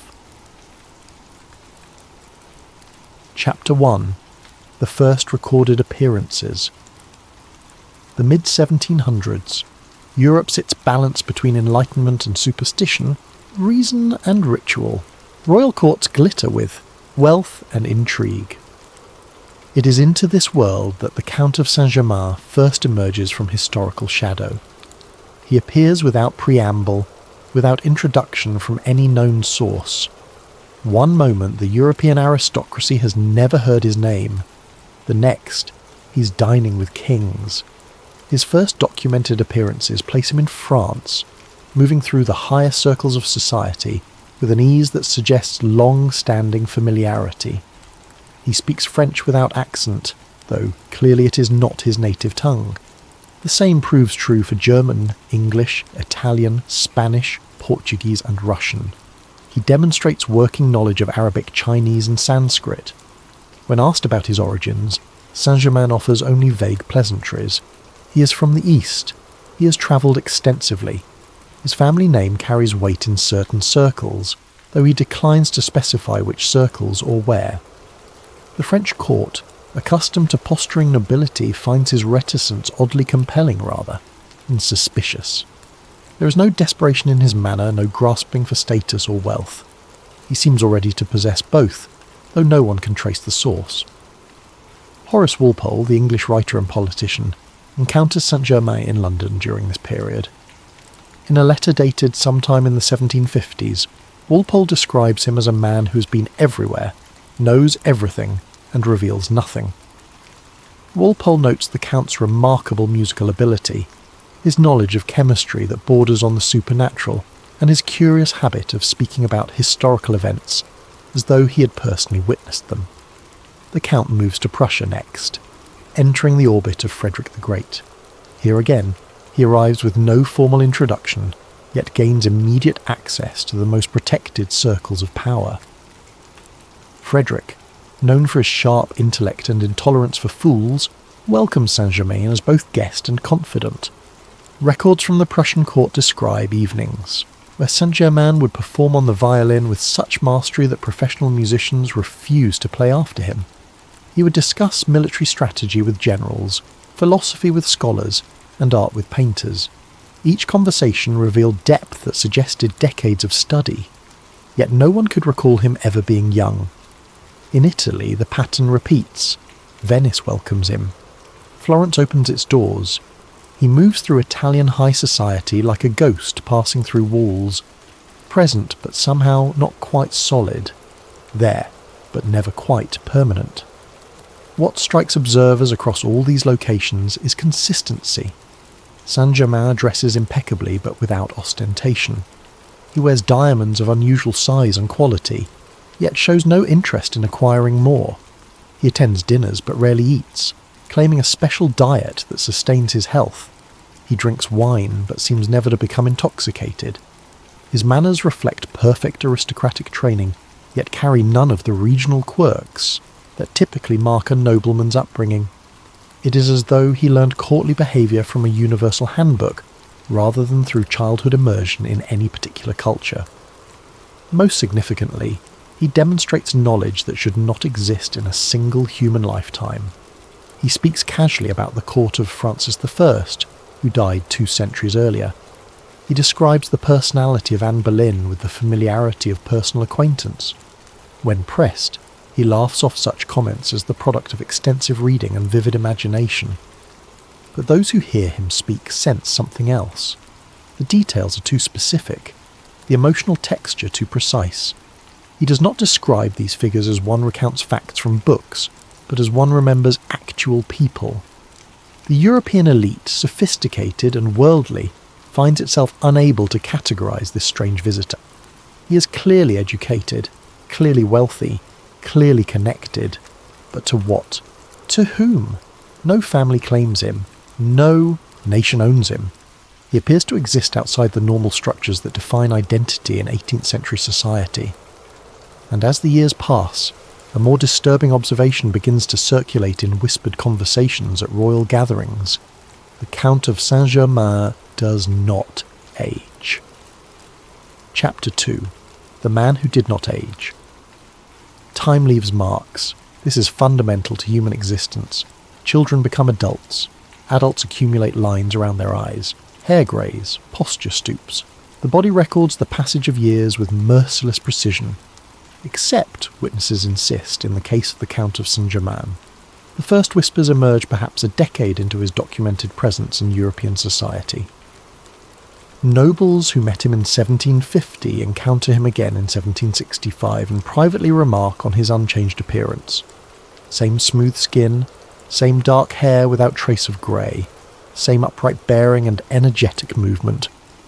One might dismiss a single such observation. Memory proves unreliable. People often look younger than their years, but as more time passes, the observations multiply and become harder to rationalise. A marquise in the French court keeps a detailed diary throughout the 1760s and 70s. In one entry, she recounts a conversation where she mentioned having met Saint-Germain at a gathering hosted by her mother decades earlier, when the marquise herself was a child. She had been perhaps 8 years old at the time. Saint-Germain had looked, she estimated, to be in his mid-40s then. 40 years later, standing before her at another royal function, he appeared exactly the same. Still in apparent middle age, still possessing the vitality of a man in the prime of life. When she raised this observation, Saint-Germain smiled and suggested that perhaps she remembered incorrectly, or perhaps he had a relative who resembled him. The Marquise noted in her diary that his explanation satisfied no one who'd been listening to the exchange. Similar accounts emerge from other sources. A Venetian merchant records meeting Saint-Germain in 1755, and again in 1770. The merchant specifically notes the Count's unchanging face, writing that while he himself had grown old and weathered by trade and travel, his companion from 15 years prior showed no such deterioration. Even more striking are the accounts of Saint-Germain's own casual references to the distant past. He does not make these statements as grand claims or attempts to impress. Rather, they slip out in conversation, almost by accident. A musician recalls Saint-Germain critiquing a performance by comparing it to a concert given by a famous composer who had died over a century before. When asked how he could possibly know about such a performance, Saint-Germain paused, seemed momentarily unsettled, then recovered and attributed the knowledge to family stories passed down through generations, but the specificity suggested something else. He described the acoustics of the hall, the clothing of the audience, the particular mistakes the performer made in the third movement. These were not details preserved in family legend. A scholar of languages engaged Saint-Germain in discussion about the evolution of French pronunciation. Saint-Germain, again seemingly without thinking, corrected the scholar's assumptions by providing examples of how certain words were actually spoken in the court of Louis XIV. When the scholar pointed out that no reliable phonetic records existed from that period, Saint-Germain simply smiled and changed the subject. The conspiracy theory begins to take shape not through grand revelations but through accumulated small impossibilities. No single incident proves anything. Each observation can be explained away individually. Misremembering, exaggeration, confusion, family resemblance, extensive research combined with vivid imagination. But together, these accounts sketch a picture that resists conventional explanation. They describe a man who exists outside the normal flow of time, who has somehow found a way to step sideways through history, while the rest of humanity marches forward toward inevitable decay. By the 1770s, Saint-Germain's apparent agelessness has become the subject of polite speculation among the aristocracy. No one accuses him directly. European manners forbid such directness, but the whispers persist. Some suggest he has discovered an alchemical secret. Others propose he possesses a rare medical condition that preserves youth. A few, usually after significant amounts of wine, wonder aloud if he might be something other than human entirely. Saint-Germain himself seems unbothered by the speculation. He continues attending functions, engaging in conversation, pursuing his mysterious projects. If he knows that half of Europe is quietly questioning his nature, he shows no concern. Perhaps because he has already survived similar scrutiny for far longer than anyone suspects. Perhaps because he knows that suspicion without proof is merely gossip, and gossip without evidence eventually fades. Or perhaps because he understands something about human nature that his observers do not. That people will ultimately choose a comfortable lie over an uncomfortable truth, and the truth of his existence is far too uncomfortable for 18th century minds to accept. The question persists across decades. Was the Count of Saint-Germain simply a skilled deceiver trading on resemblance and research?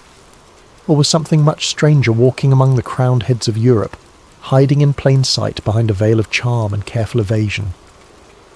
The evidence, such as it is, leans disturbingly toward the latter. Chapter 3: Alchemy and Forbidden Knowledge.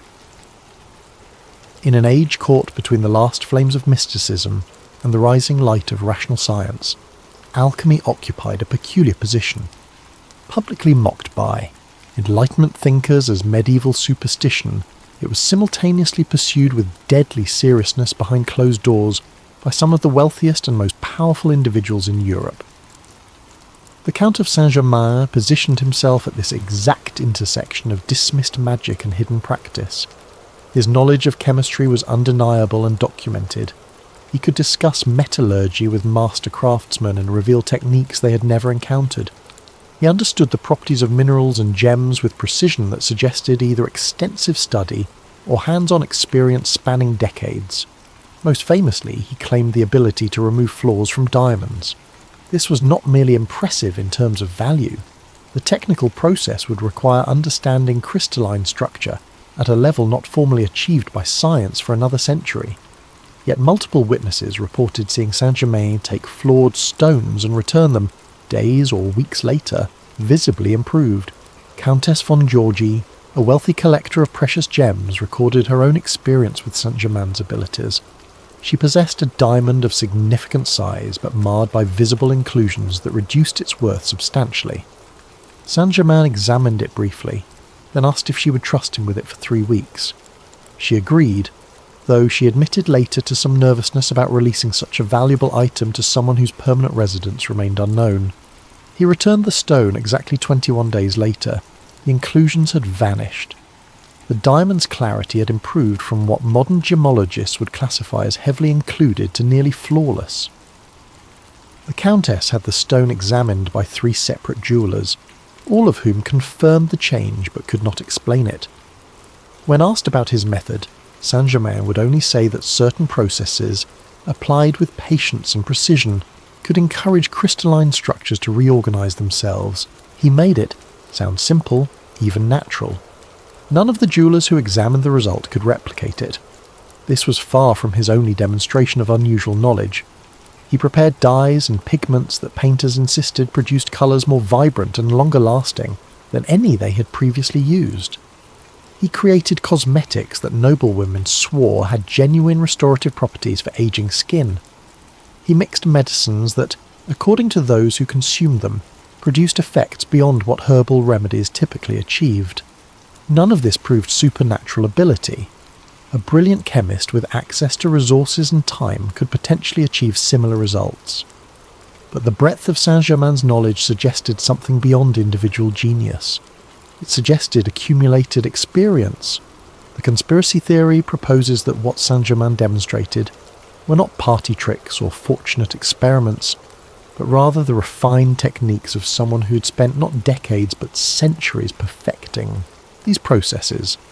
Someone who had witnessed the evolution of chemistry from its ancient origins through medieval alchemy and into early modern science.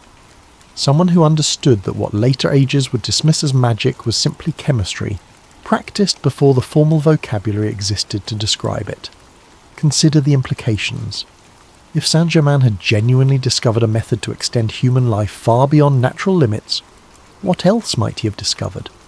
What other secrets might centuries of continuous existence have allowed him to uncover? The alchemical texts of earlier ages spoke of transmutation, not just lead into gold, though that captured popular imagination, but fundamental transformation of base elements into refined ones. Most significantly, they spoke of the philosopher's stone, a substance that supposedly granted its possessor both unlimited wealth and unlimited life. Saint-Germain never claimed to possess such an object, but he never quite denied it either. When asked directly about alchemical secrets, he would typically deflect with humour. He might say that if he possessed unlimited wealth, surely he would dress more extravagantly. If he had discovered immortality, would he waste it attending dinner parties? But those listening carefully noticed he never said these things were impossible, only that if he possessed them, he would presumably behave differently than he did. It was the answer of someone threading a very careful needle, denying nothing, confirming nothing, allowing speculation to swirl while providing no solid evidence in any direction. The European elite found this both frustrating and fascinating. Here was a man clearly in possession of remarkable knowledge, yet utterly unwilling to share it or even fully acknowledge it. He would demonstrate capabilities that seemed impossible, then brush away questions as though he had merely performed a clever parlour trick. The effect was to leave witnesses uncertain of what they had actually seen. Had the diamond truly improved? Or had Saint-Germain somehow switched it for a better stone? Had the dyes really performed beyond normal chemistry? Or had the painters simply never encountered that particular combination of ingredients before?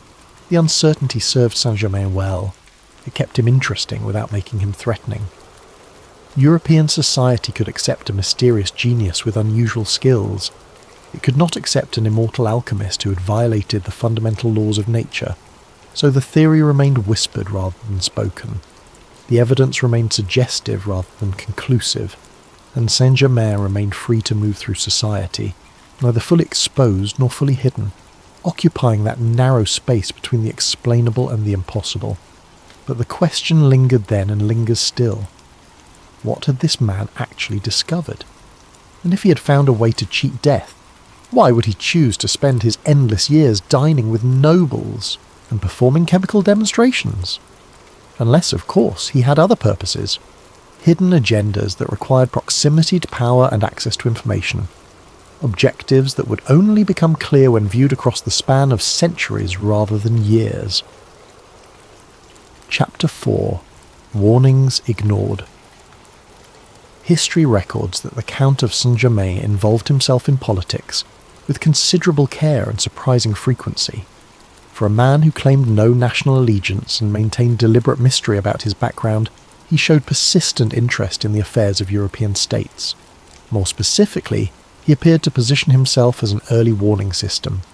Multiple accounts place Saint-Germain in conversation with King Louis XV of France during the 1760s and early 70s. The content of these conversations was meant to remain private, but details leaked through courtiers and servants, as details always do in royal households. Saint-Germain, according to these fragmentary accounts, warned the king of coming upheaval. He spoke of unrest in the countryside, of philosophical movements that would harden into political revolution, of a moment approaching when the French monarchy would face an existential crisis. Louis reportedly listened but dismissed the warnings as exaggeration. France had weathered internal conflicts before. The aristocracy remained powerful. The church provided spiritual authority. The military ensured order. Saint-Germain allegedly responded that surface stability often masks deep rot, that institutions which seem permanent can collapse with startling speed once certain thresholds are crossed, that the signs of coming revolution were already visible to those who knew how to read them. The king, according to witnesses, found these pronouncements interesting but not convincing. Saint-Germain had no official position.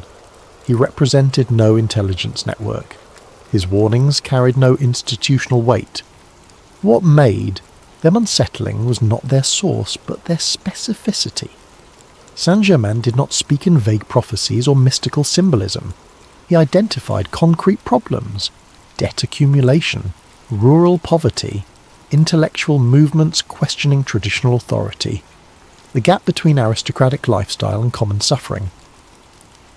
These were observable facts, but Saint-Germain wove them into a narrative of inevitable collapse that most observers found overly pessimistic.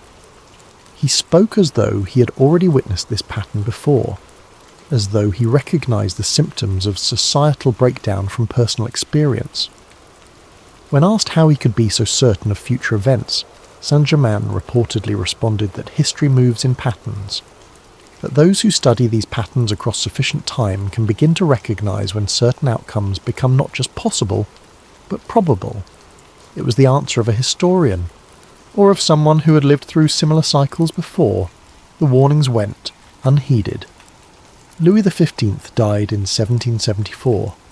His grandson Louis XVI inherited an increasingly unstable situation. 15 years later, the Bastille fell. 5 years after that, the king and queen faced execution. Everything Saint-Germain had warned about came to pass.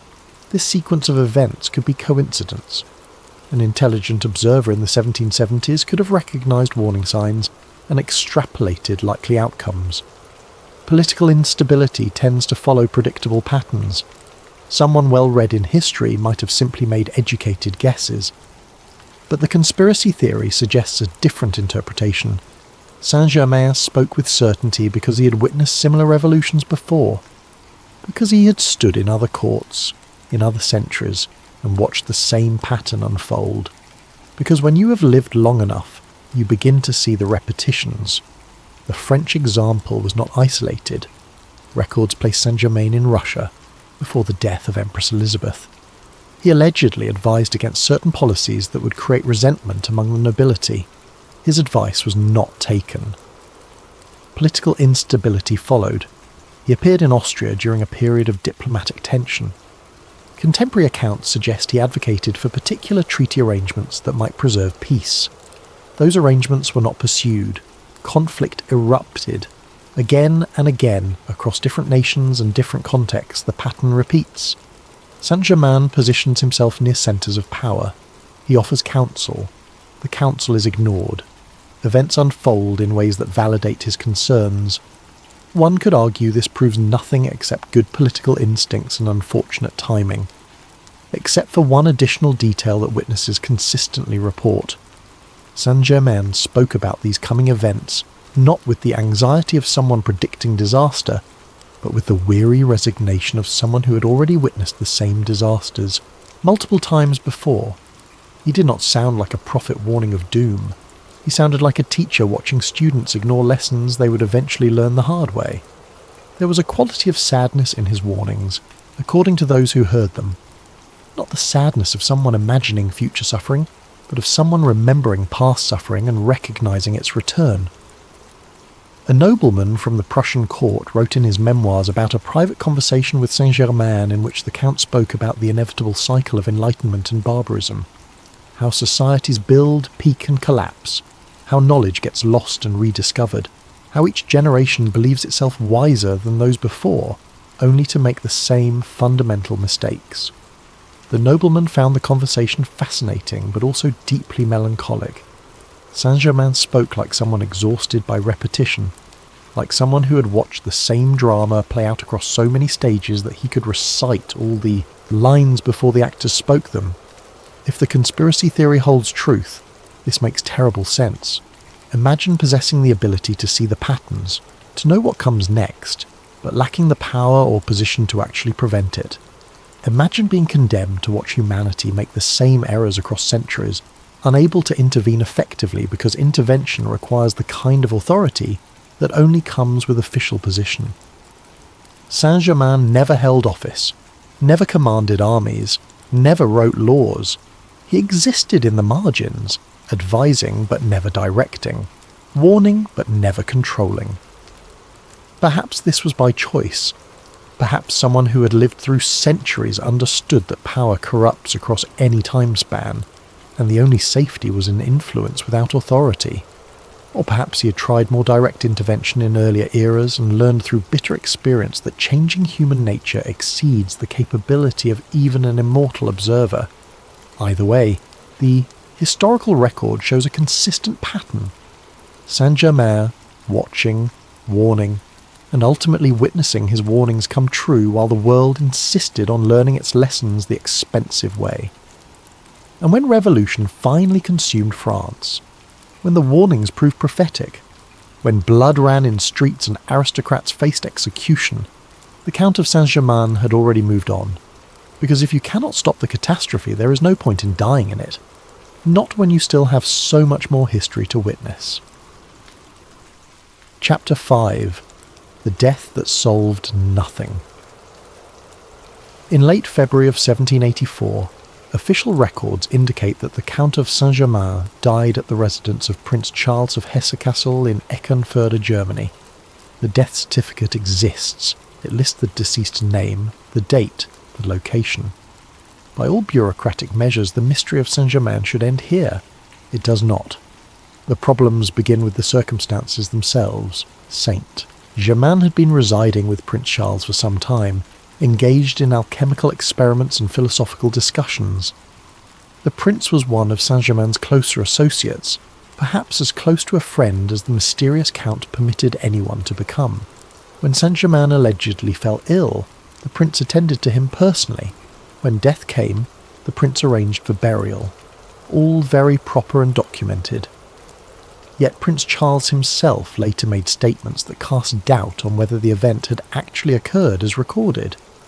In letters written years after the supposed death, the prince referred to Saint-Germain in present tense. He spoke of the count's work continuing. He alluded to communications received and meetings held. When questioned about these references by confused correspondents, the prince would become vague or suggest that perhaps he misspoke.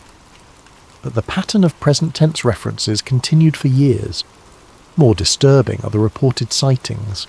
Within months of the official death, witnesses claimed to have seen Saint-Germain in Vienna. The reports were specific enough to include descriptions of his clothing, his manner of speaking, his unchanged appearance. One account came from a baroness who insisted she had dined with him. She described the conversation in detail, including Saint-Germain's comments on current political events. When told that the count had died earlier that year, she became angry. insisting that she was not mistaken and not prone to hallucinations. Similar reports emerged from Paris, Venice, and London over the following years. Each witness described the same man, same refined manner, same apparent age, same reluctance to discuss his background. Skeptics dismissed these as cases of mistaken identity. Someone must have resembled Saint-Germain closely enough to be confused for him. Perhaps the Count had relatives who shared his features. But the sightings continued into the next century and the next. By the mid-1800s, reports placed Saint-Germain in locations across Europe and beyond. A traveller claimed to have met him in India. A merchant swore he had negotiated a business deal with someone matching every detail of Saint-Germain's description in Constantinople. Each sighting could be explained individually. Human memory is fallible. People see what they expect to see. Con artists could have adopted Saint-Germain's identity for various purposes, but the sheer number of reports, spread across such vast geography and lengthy time, begins to strain those conventional explanations. The conspiracy theory offers two possible interpretations. First, that the death certificate from 1784 was falsified. Perhaps Saint-Germain needed to disappear from European society for reasons of his own. Perhaps the attention was becoming burdensome. Perhaps enemies were closing in. Whatever the motivation, he arranged with Prince Charles to stage a death, provide documentation, and allow him to move on under new circumstances. The second interpretation is far stranger but potentially more accurate, that Saint-Germain actually did die in 1784 and the death was simply irrelevant. If Saint-Germain had genuinely discovered some method of transcending mortality, perhaps what occurred in Eckernförde was merely a temporary disruption. Perhaps what witnesses saw as death was simply a transition point in a process the rest of humanity does not understand. This second interpretation requires accepting premises that violate everything modern science teaches about death and consciousness. It demands belief in concepts that sound more like fantasy than history. Yet the witness testimony persists. The reports continue. The sightings accumulate across decades and centuries. A particularly intriguing account comes from the late 1800s. A journalist investigating spiritualist movements interviewed a woman who claimed regular contact with advanced spiritual entities. During the interview, she described one entity who visited in physical form rather than through channeling. Her description matched Saint-Germain precisely, down to details about his speech patterns, his courtesy, his habit of deflecting personal questions. She knew nothing of the historical Count, had no prior knowledge of his documented existence in the 1700s. When the journalist later researched historical records and showed the woman paintings from the 18th century, she confirmed that was the individual who had visited her. The journalist published the account but positioned it as evidence of delusion or fraud. He could not accept the alternative, that he had stumbled across evidence of someone moving through history unchanged, treating centuries like others treat years. By the early 1900s, Saint-Germain had transformed in public consciousness from historical figure to mythological symbol, but the sightings did not stop. A soldier in World War I wrote letters home describing an officer who appeared during critical battles, offered tactical advice that saved lives, then vanished before anyone could properly thank him. The descriptions aligned with Saint-Germain. The soldier had no knowledge of who Saint-Germain was. A woman in Paris during the 1930s kept a diary in which she recorded meeting an elegant gentleman at a cafe who spoke perfect French, but with an archaic formality. He discussed the coming war with specific predictions about how it would unfold. When she saw him again months later and mentioned their previous conversation, he smiled and suggested she must be confusing him with someone else, but his predictions proved accurate. Each account, taken alone, proves nothing. Memory distorts. People lie. Coincidence explains much.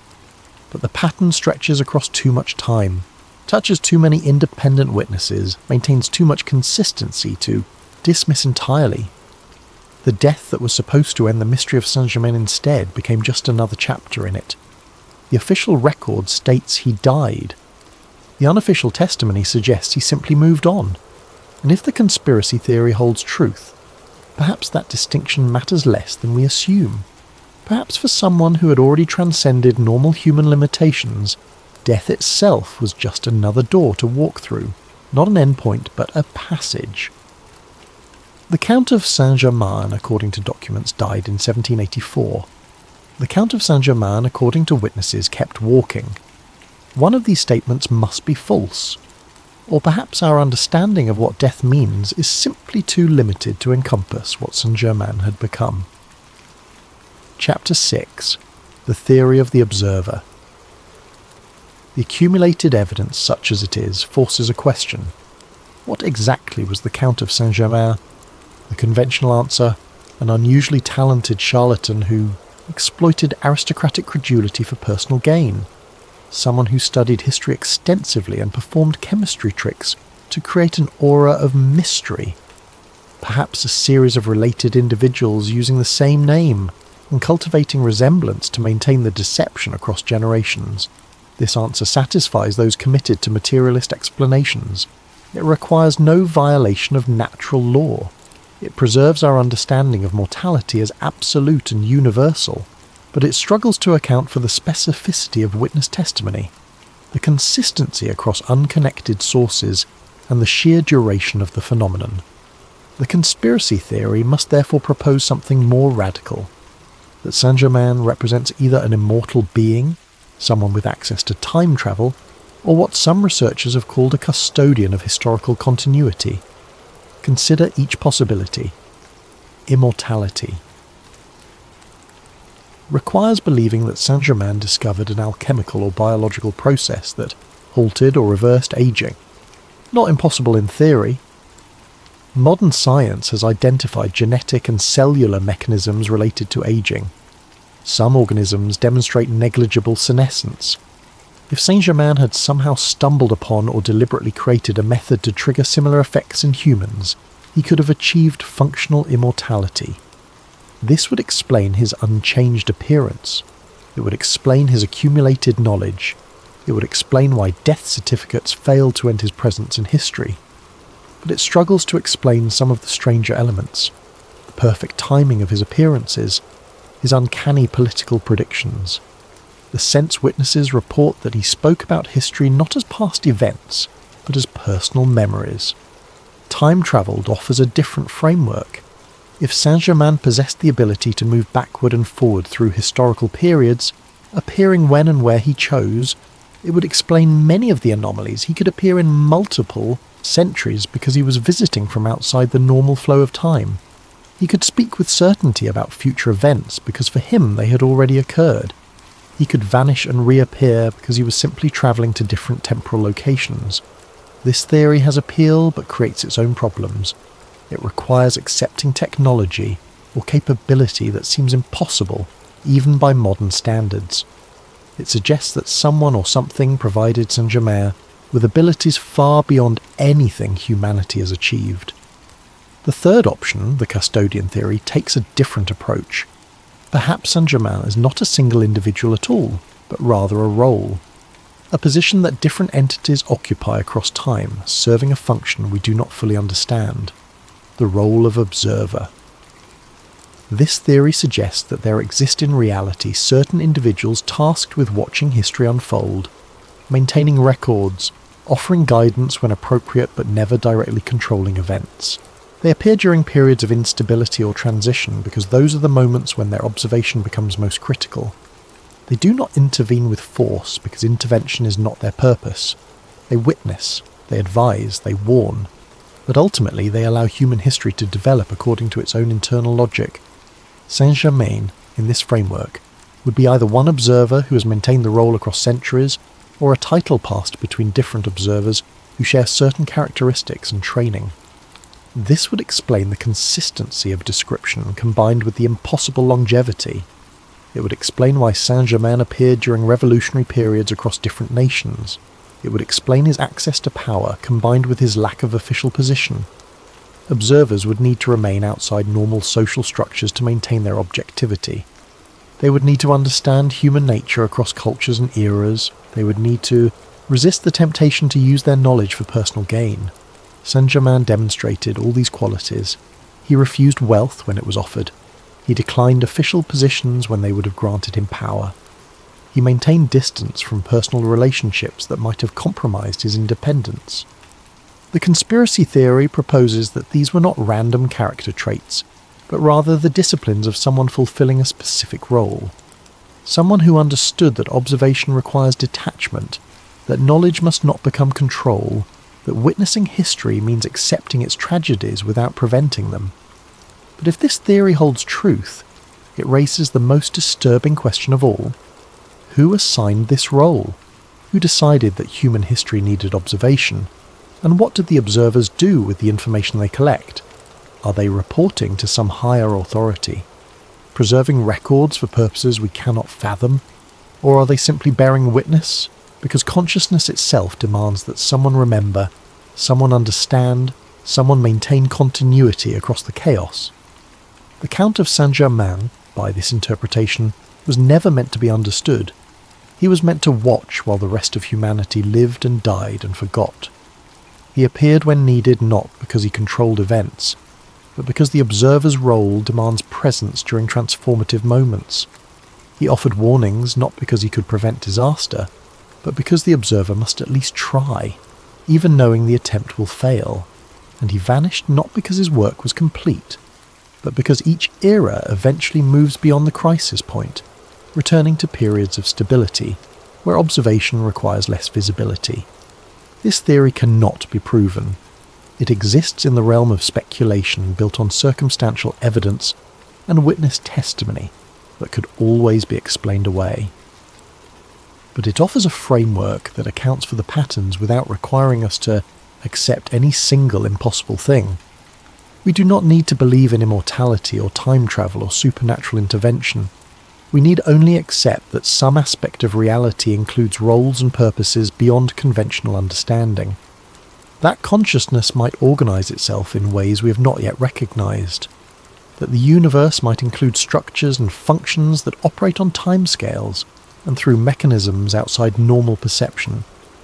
The Count of Saint-Germain, custodian of continuity, witness to transformation, observer of humanity's endless cycle of growth and collapse, never intervening, always watching, forever present at the margins of history, waiting for the moments when his quiet guidance might make a difference, knowing it rarely will, continuing anyway because the role demands it.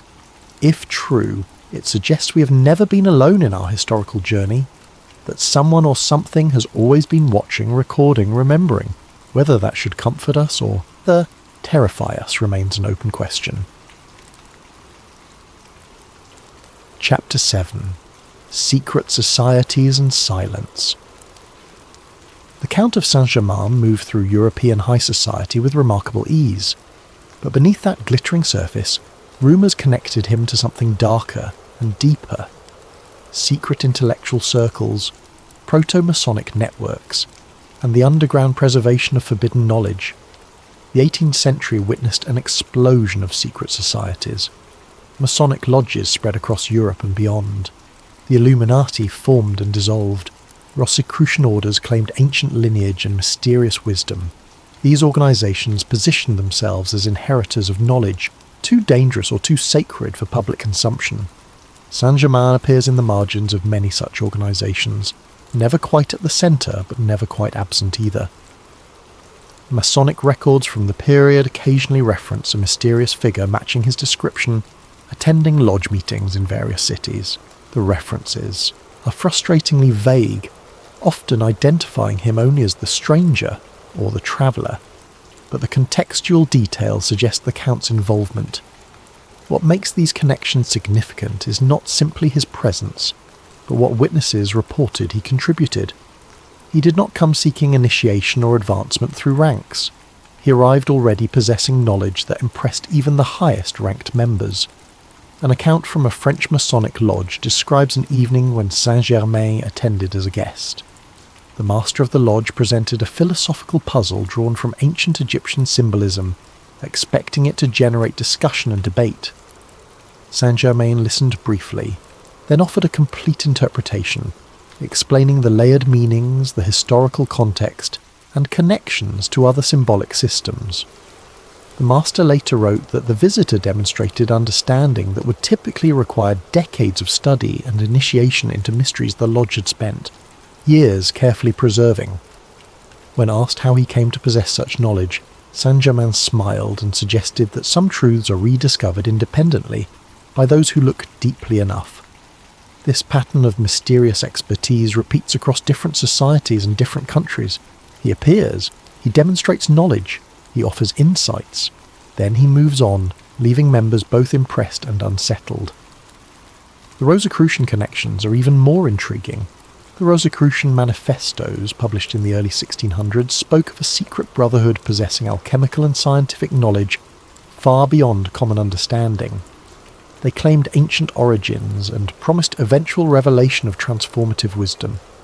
Several historians have noted that Saint-Germain's documented abilities and knowledge align remarkably well with what the Rosicrucian manifestos promised. His chemistry skills, his understanding of languages and history, his apparent longevity, his refusal to claim membership in any organisation while simultaneously demonstrating insider knowledge. One conspiracy theory suggests that Saint-Germain was not merely connected to the Rosicrucians, but was perhaps one of their original founders, using the public manifestos to create plausible cover for knowledge he had accumulated through other means.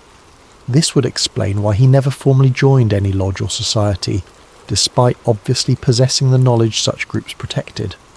He already had access to the source. The organisations were attempting to preserve and distribute information he had helped originate. But all of this raises a critical question. What knowledge were these societies actually protecting? The conventional answer is that they preserved philosophical and symbolic systems that helped members achieve spiritual enlightenment or moral improvement. They studied ancient wisdom traditions and attempted to apply those insights to contemporary life. The conspiracy theory suggests something more concrete, that secret societies were repositories for actual practical knowledge that mainstream society had rejected or forgotten. That embedded within their symbols and rituals were instructions for processes that worked but could not be explained through accepted frameworks. Saint-Germain's involvement would make sense in this context. If he had discovered genuine methods for life extension, metallurgical transformation, or other capabilities deemed impossible, he could not simply publish this information. Mainstream science would reject it. Religious authorities might condemn it. Political powers would seek to control it. Better to encode it within symbolic systems. Better to preserve it through initiation and careful teaching. Better to maintain it within organisations sworn to secrecy. The societies would serve as insurance.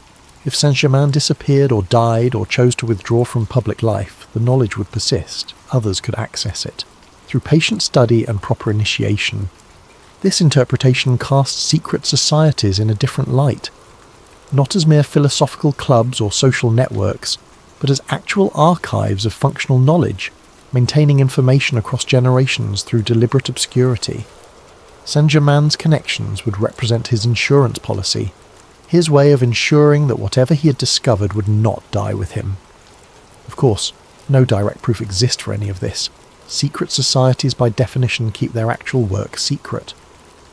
What appears in public records and historical documents represents only the surface layer, the acceptable face shown to external observers, what happened in private meetings, what knowledge actually passed between initiates, what methods actually worked versus what existed purely as symbol or aspiration.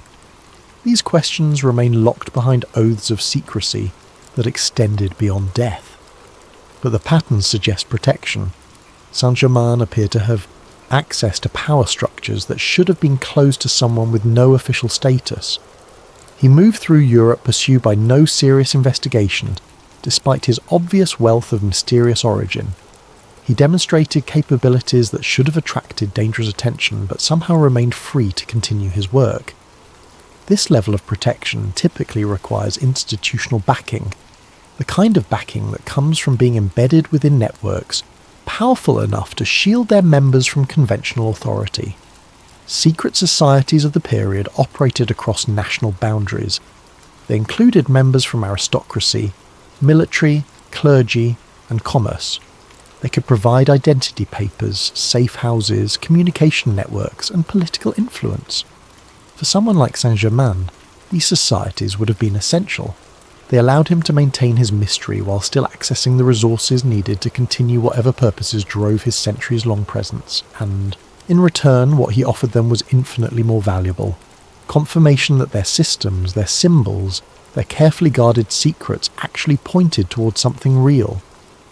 That alchemy was not just metaphor, but method. That spiritual transformation was not merely psychological, but potentially physical. That the promises embedded in their rituals were not empty hopes, but coded instructions. If even a fraction of this theory holds truth, it reframes the entire history of secret societies. They become not curious historical footnotes, but essential infrastructure for preserving knowledge that official history had rejected. And the Count of Saint-Germain becomes their proof of concept, walking evidence that the impossible could be achieved, living testimony that their most carefully guarded secrets were worth protecting. The societies maintained silence about Saint-Germain not to protect themselves, but to protect him. Because if the world understood what he represented, the questions that would follow would threaten everything they had built. Better to keep the mysteries mysterious. Better to let the Count remain an enigma, moving through history in shadow, witnessed but never exposed, present but never proven. The silence was not conspiracy in the sinister sense. It was preservation, safeguarding both the knowledge and the person who embodied it, and perhaps, somewhere in the archives of organisations that still exist today, records remain, documents that name the unnamed visitor, journals that describe the demonstrations, instructions passed down through careful initiation, or perhaps the Count took his secrets with him when he finally chose to withdraw entirely from human observation, leaving only symbols, stories, and the echo of what once was possible. Chapter 8: The Ascended Master Transformation. By the late 19th and early 20th centuries, the Count of Saint-Germain underwent a curious transformation in public consciousness. He shifted from historical figure to spiritual symbol, from mysterious nobleman to what various mystical movements termed an ascended master. This change began with Theosophy, the spiritual movement founded by Helena Blavatsky in the late 1800s. Theosophical teaching spoke of highly evolved spiritual beings who had transcended ordinary human limitations and now guided humanity's spiritual development from higher planes of existence. Saint-Germain was identified as one of these ascended masters. According to theosophical doctrine, he had achieved spiritual enlightenment that freed him from the cycle of death and rebirth. He now existed in a perfected spiritual body, appearing in physical form when necessary to guide humanity, but primarily operating from dimensions beyond normal perception. This interpretation had appeal. It explained his apparent immortality without requiring acceptance of physical alchemy. It accounted for his vast knowledge by positioning it as spiritual rather than merely intellectual advancement. It transformed the mystery of his disappearances into evidence of his transcendent nature. Later movements built on this foundation. The I Am activity, founded in the 1930s, placed Saint-Germain at the centre of its teachings. Founder Guy Ballard claimed direct contact with the Ascended Master, receiving teachings and instructions that formed the basis of the movement's philosophy. According to Ballard, Saint-Germain communicated messages about spiritual evolution, cosmic hierarchy, and humanity's destiny.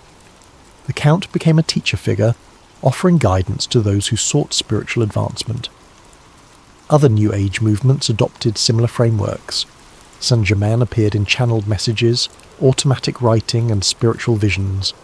He became associated with concepts like the violet flame of purification, spiritual transformation, and preparation for humanity's next evolutionary stage. This transformation from historical person to spiritual archetype solves certain problems while creating others. On one hand, it allowed Saint-Germain's story to continue beyond the limitations of historical evidence. As a spiritual being, his continued presence did not require physical sightings or documentary proof. Believers could maintain connection through meditation, prayer, and spiritual practice rather than demanding concrete evidence. On the other hand, It threatened to bury the historical reality beneath layers of spiritual interpretation. The actual Count of Saint-Germain, whoever and whatever he truly was, became overshadowed by the symbolic Saint-Germain of mystical imagination. The conspiracy theory offers an intriguing interpretation of this transformation. Perhaps the mythologization was deliberate camouflage. Consider the strategic value of being transformed from mysterious historical figure into spiritual symbol. Once Saint-Germain became associated primarily with New Age movements and channeled messages, serious historical researchers would dismiss him entirely. The association with what mainstream academia considers fringe spirituality would actually protect the truth. Anyone investigating the real Count would encounter walls of mystical interpretation that obscured the documentary evidence. The genuine sightings would be mixed with invented spiritual encounters. The actual demonstrations of chemistry would be drowned out by claims of cosmic consciousness and violet flame visualization. This would serve Saint-Germain perfectly if he wished to continue operating while avoiding serious investigation. By allowing or even encouraging his transformation into spiritual mythology, he could effectively disappear from credible history while remaining present in ways that attracted only believers rather than skeptical researchers. It is a nearly perfect cover. Who would search seriously for an immortal alchemist when everyone knows he is really an ascended master existing on higher spiritual planes? The absurdity of the spiritual claims would make the historical claims seem equally absurd by association. But what if both were true? What if Saint-Germain had genuinely achieved something that could be described either as alchemical immortality or spiritual ascension, depending on one's framework? What if the mystical language was simply a different vocabulary for describing a real transformation? Ancient spiritual traditions speak of physical immortality achieved through internal alchemy. Taoist practices describe methods for transforming the physical body into a vehicle capable of transcending death. Indian yoga systems include teachings about attaining immortal physical form through specific disciplines. What mainstream spirituality dismisses as metaphor might be literal instruction. What seems like fantasy might be experiential report from those who succeeded. Saint-Germain could have discovered or rediscovered these methods. What he demonstrated through chemistry might have been the external manifestation of internal processes. His alchemical work with metals and gems might have been parallel to alchemical work on his own body and consciousness. In this interpretation, the Theosophists and later movements were not inventing mythology. They were describing reality using the only language available to them. They encountered evidence of someone who had transcended normal human limitations and interpreted it through their spiritual framework. The description was accurate even if the explanation was incomplete. This possibility suggests that the historical Saint-Germain and the ascended Master Saint-Germain might be the same entity, viewed through different lenses. The nobleman attending court functions was the physical manifestation. The spiritual guide teaching through visions and messages was the same consciousness operating from a different level. But it also raises disturbing questions about agency and manipulation. If Saint-Germain deliberately encouraged his own mythologization, what else might he have influenced? How many spiritual movements might have been nudged in particular directions? How much of what we consider spontaneous spiritual evolution might have been carefully guided by someone with centuries of experience in shaping human thought? The transformation from historical figure to spiritual symbol could represent the Count's greatest achievement, ensuring his continued relevance across centuries while making himself impossible to investigate seriously. Future generations would preserve his name and basic story while completely missing the reality. They would invoke him in spiritual practice, while never seriously asking whether he still walked among them in physical form. The perfect disguise is not invisibility. It is being seen but misidentified, being present but categorized as absent, existing while being classified as mythological. The Count of Saint-Germain, if he still exists, could move through the modern world completely unnoticed because everyone knows he is a spiritual concept rather than a physical person. And perhaps that was always the goal, to remain present without being found, to continue the work of observation and guidance while finally achieving the anonymity that centuries of visibility had denied him. The Ascended Master transformation was not the end of the Saint-Germain story. It was perhaps the beginning of its most sophisticated chapter, the moment when the Count finally learned how to hide in plain sight by making himself too spiritual to take seriously. History could no longer track him because history had handed him over to mythology, and mythology never demands proof.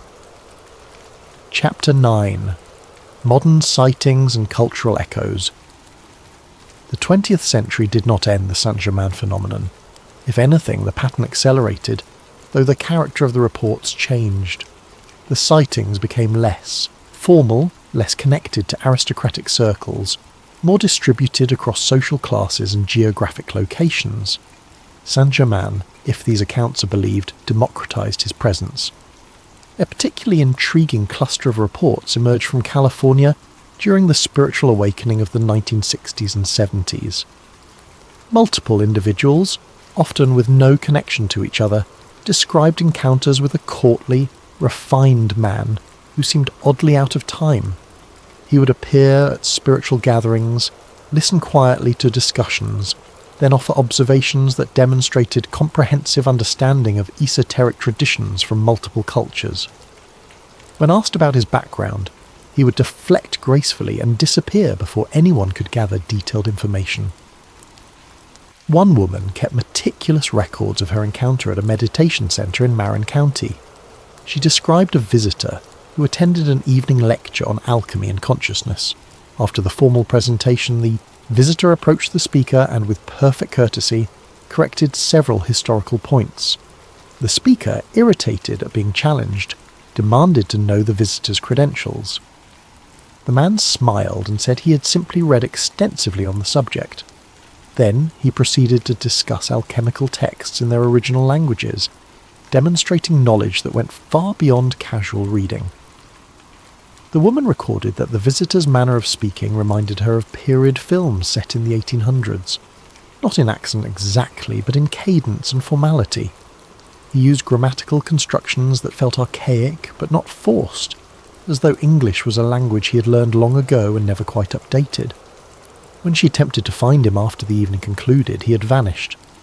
None of the other attendees knew his name or how he had learned about the gathering. The meditation centre had no record of anyone matching his description. Similar accounts appeared throughout the period. Mysterious gentleman at a Berkeley bookstore who could discuss Hermetic philosophy in Greek. An unnamed guest at a Topanga Canyon gathering who demonstrated knowledge of medieval mysticism that surprised even the experts present. A visitor to Esalen who spoke about consciousness expansion as though from personal experience spanning centuries. Each sighting could be dismissed individually. California in the 60s and 70s attracted many eccentric scholars and spiritual seekers, but the consistency of descriptions, the pattern of deep knowledge combined with mysterious identity, suggested something beyond coincidence.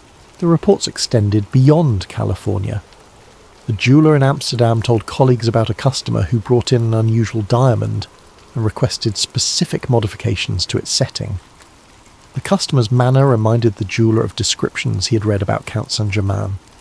When he made a joking reference to this, the customer's expression became unreadable. He collected the modified piece days later, paid in cash, and never returned.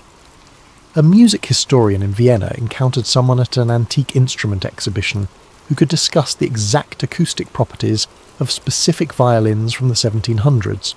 Not from study, but the historian later insisted from apparent personal experience playing those exact instruments. In each case, the individuals vanished before establishing ongoing contact or leaving traceable information. The pattern suggests someone still moving through the world, still engaging with topics of long-standing interest, but now operating with far greater care about remaining unidentified.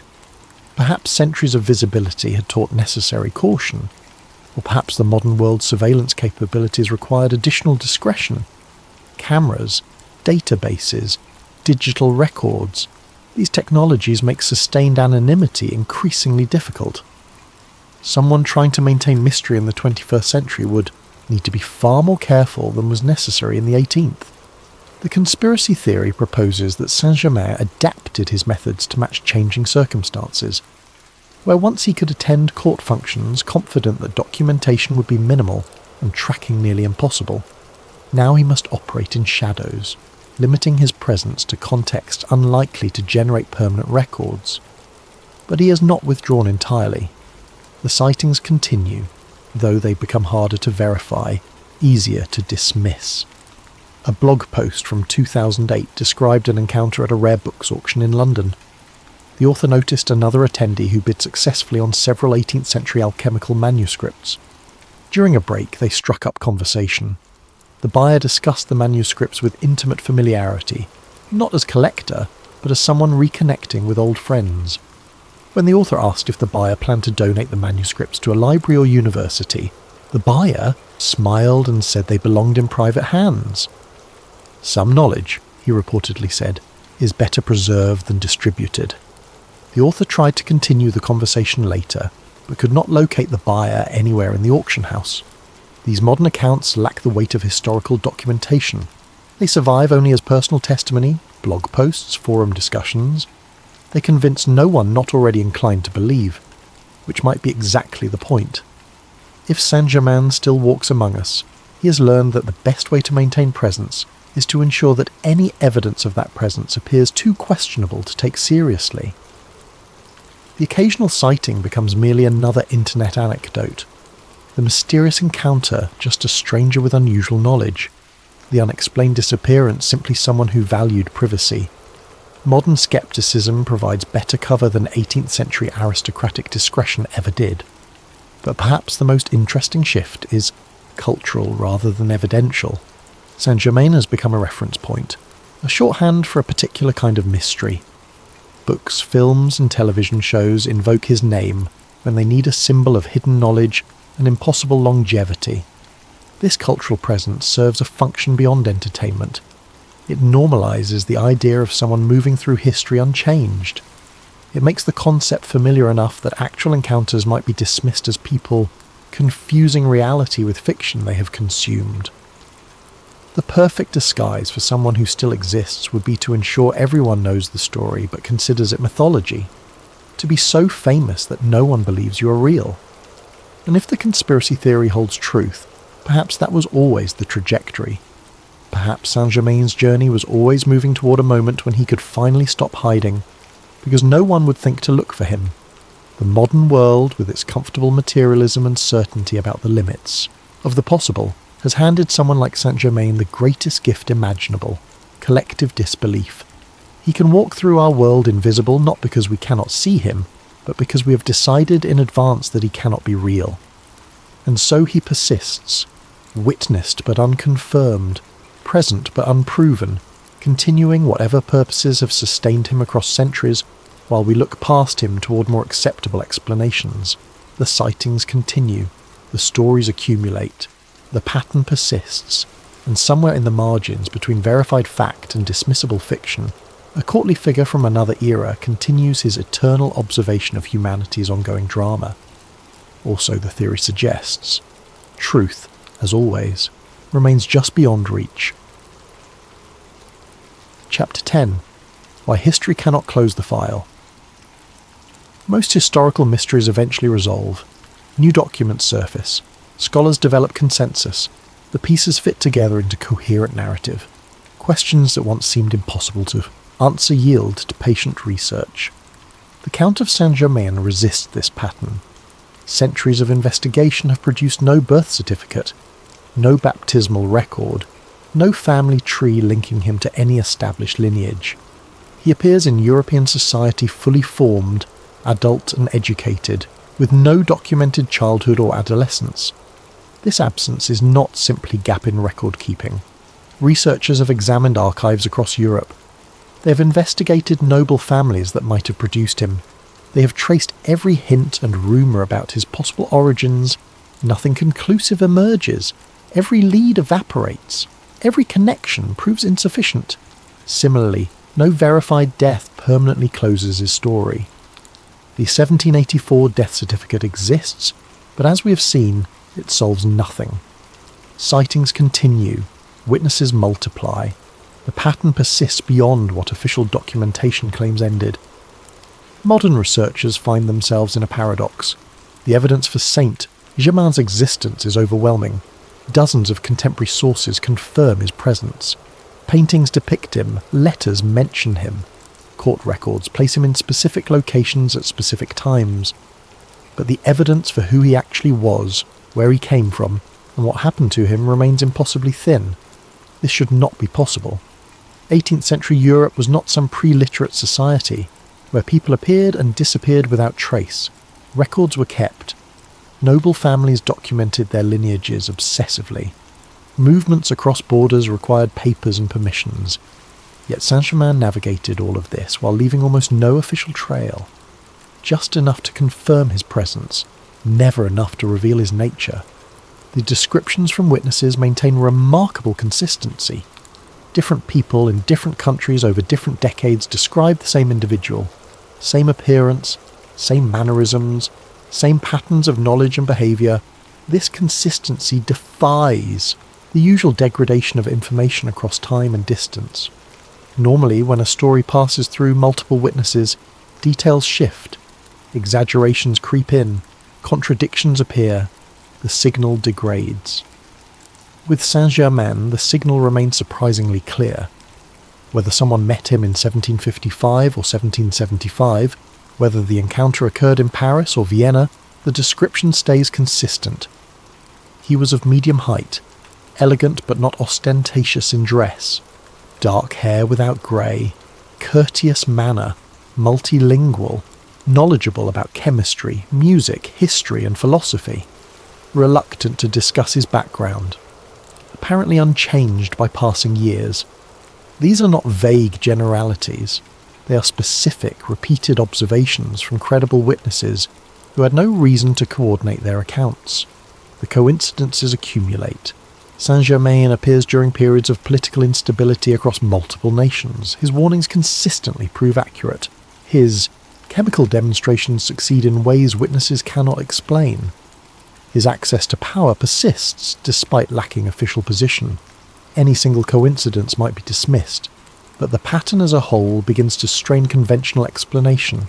Skeptics argue that we are seeing ordinary events reinterpreted through the lens of mystery, that Saint-Germain was simply a skilled con artist who exploited noble credulity, that the consistency of descriptions merely reflects nobles copying each other's accounts, that the whole phenomenon can be explained through psychology and social dynamics.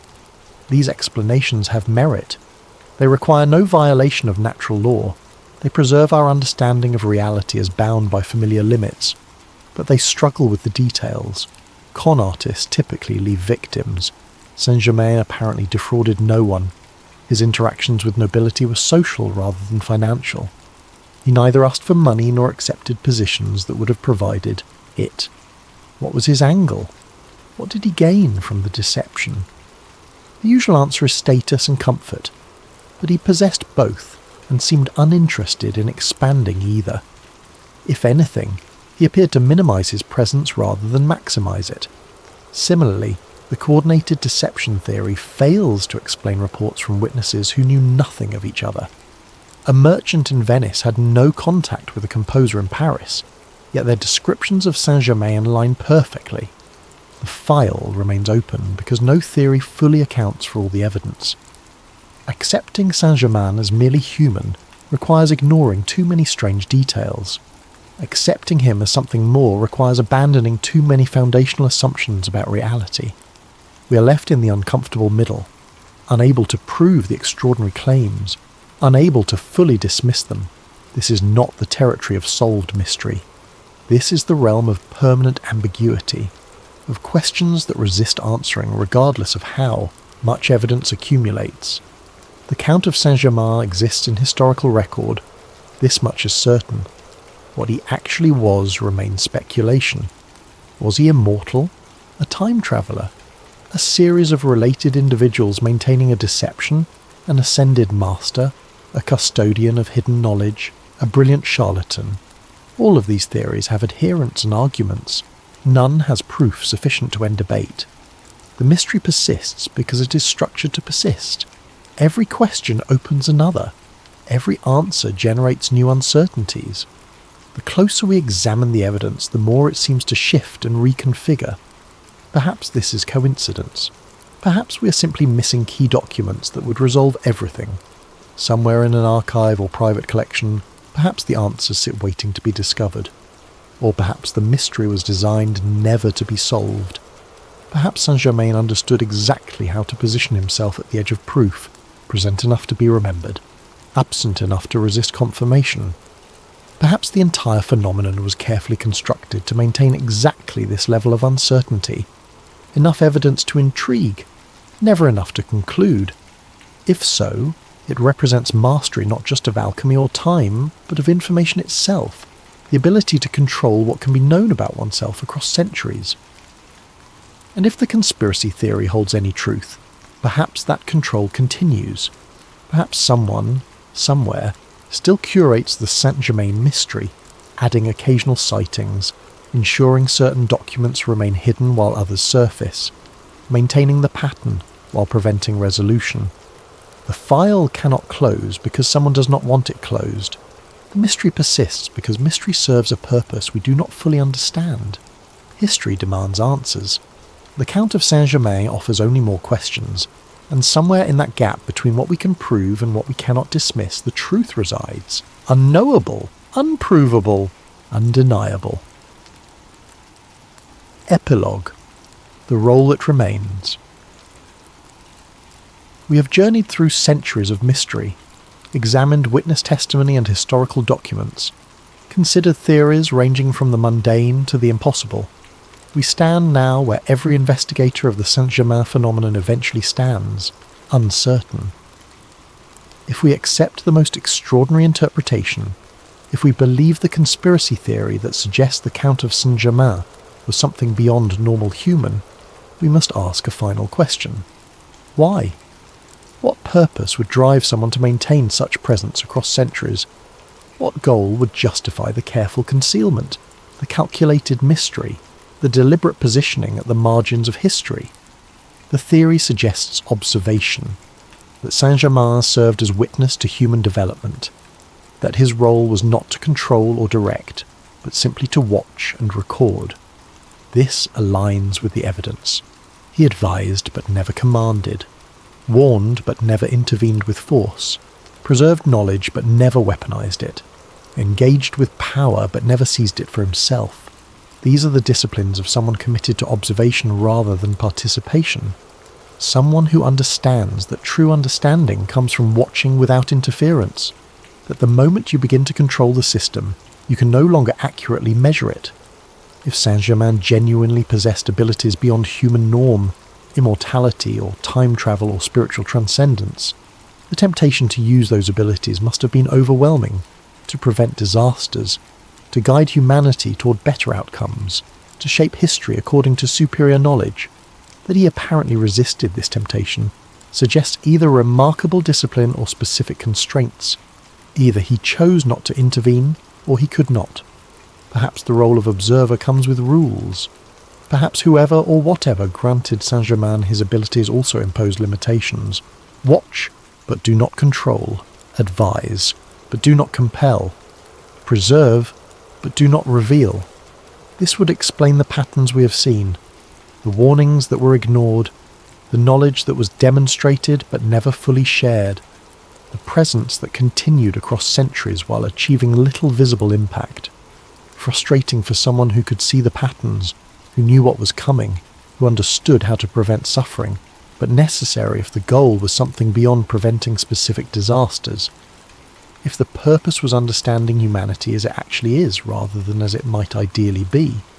We study animals in their natural habitats without intervening because intervention would invalidate the observations.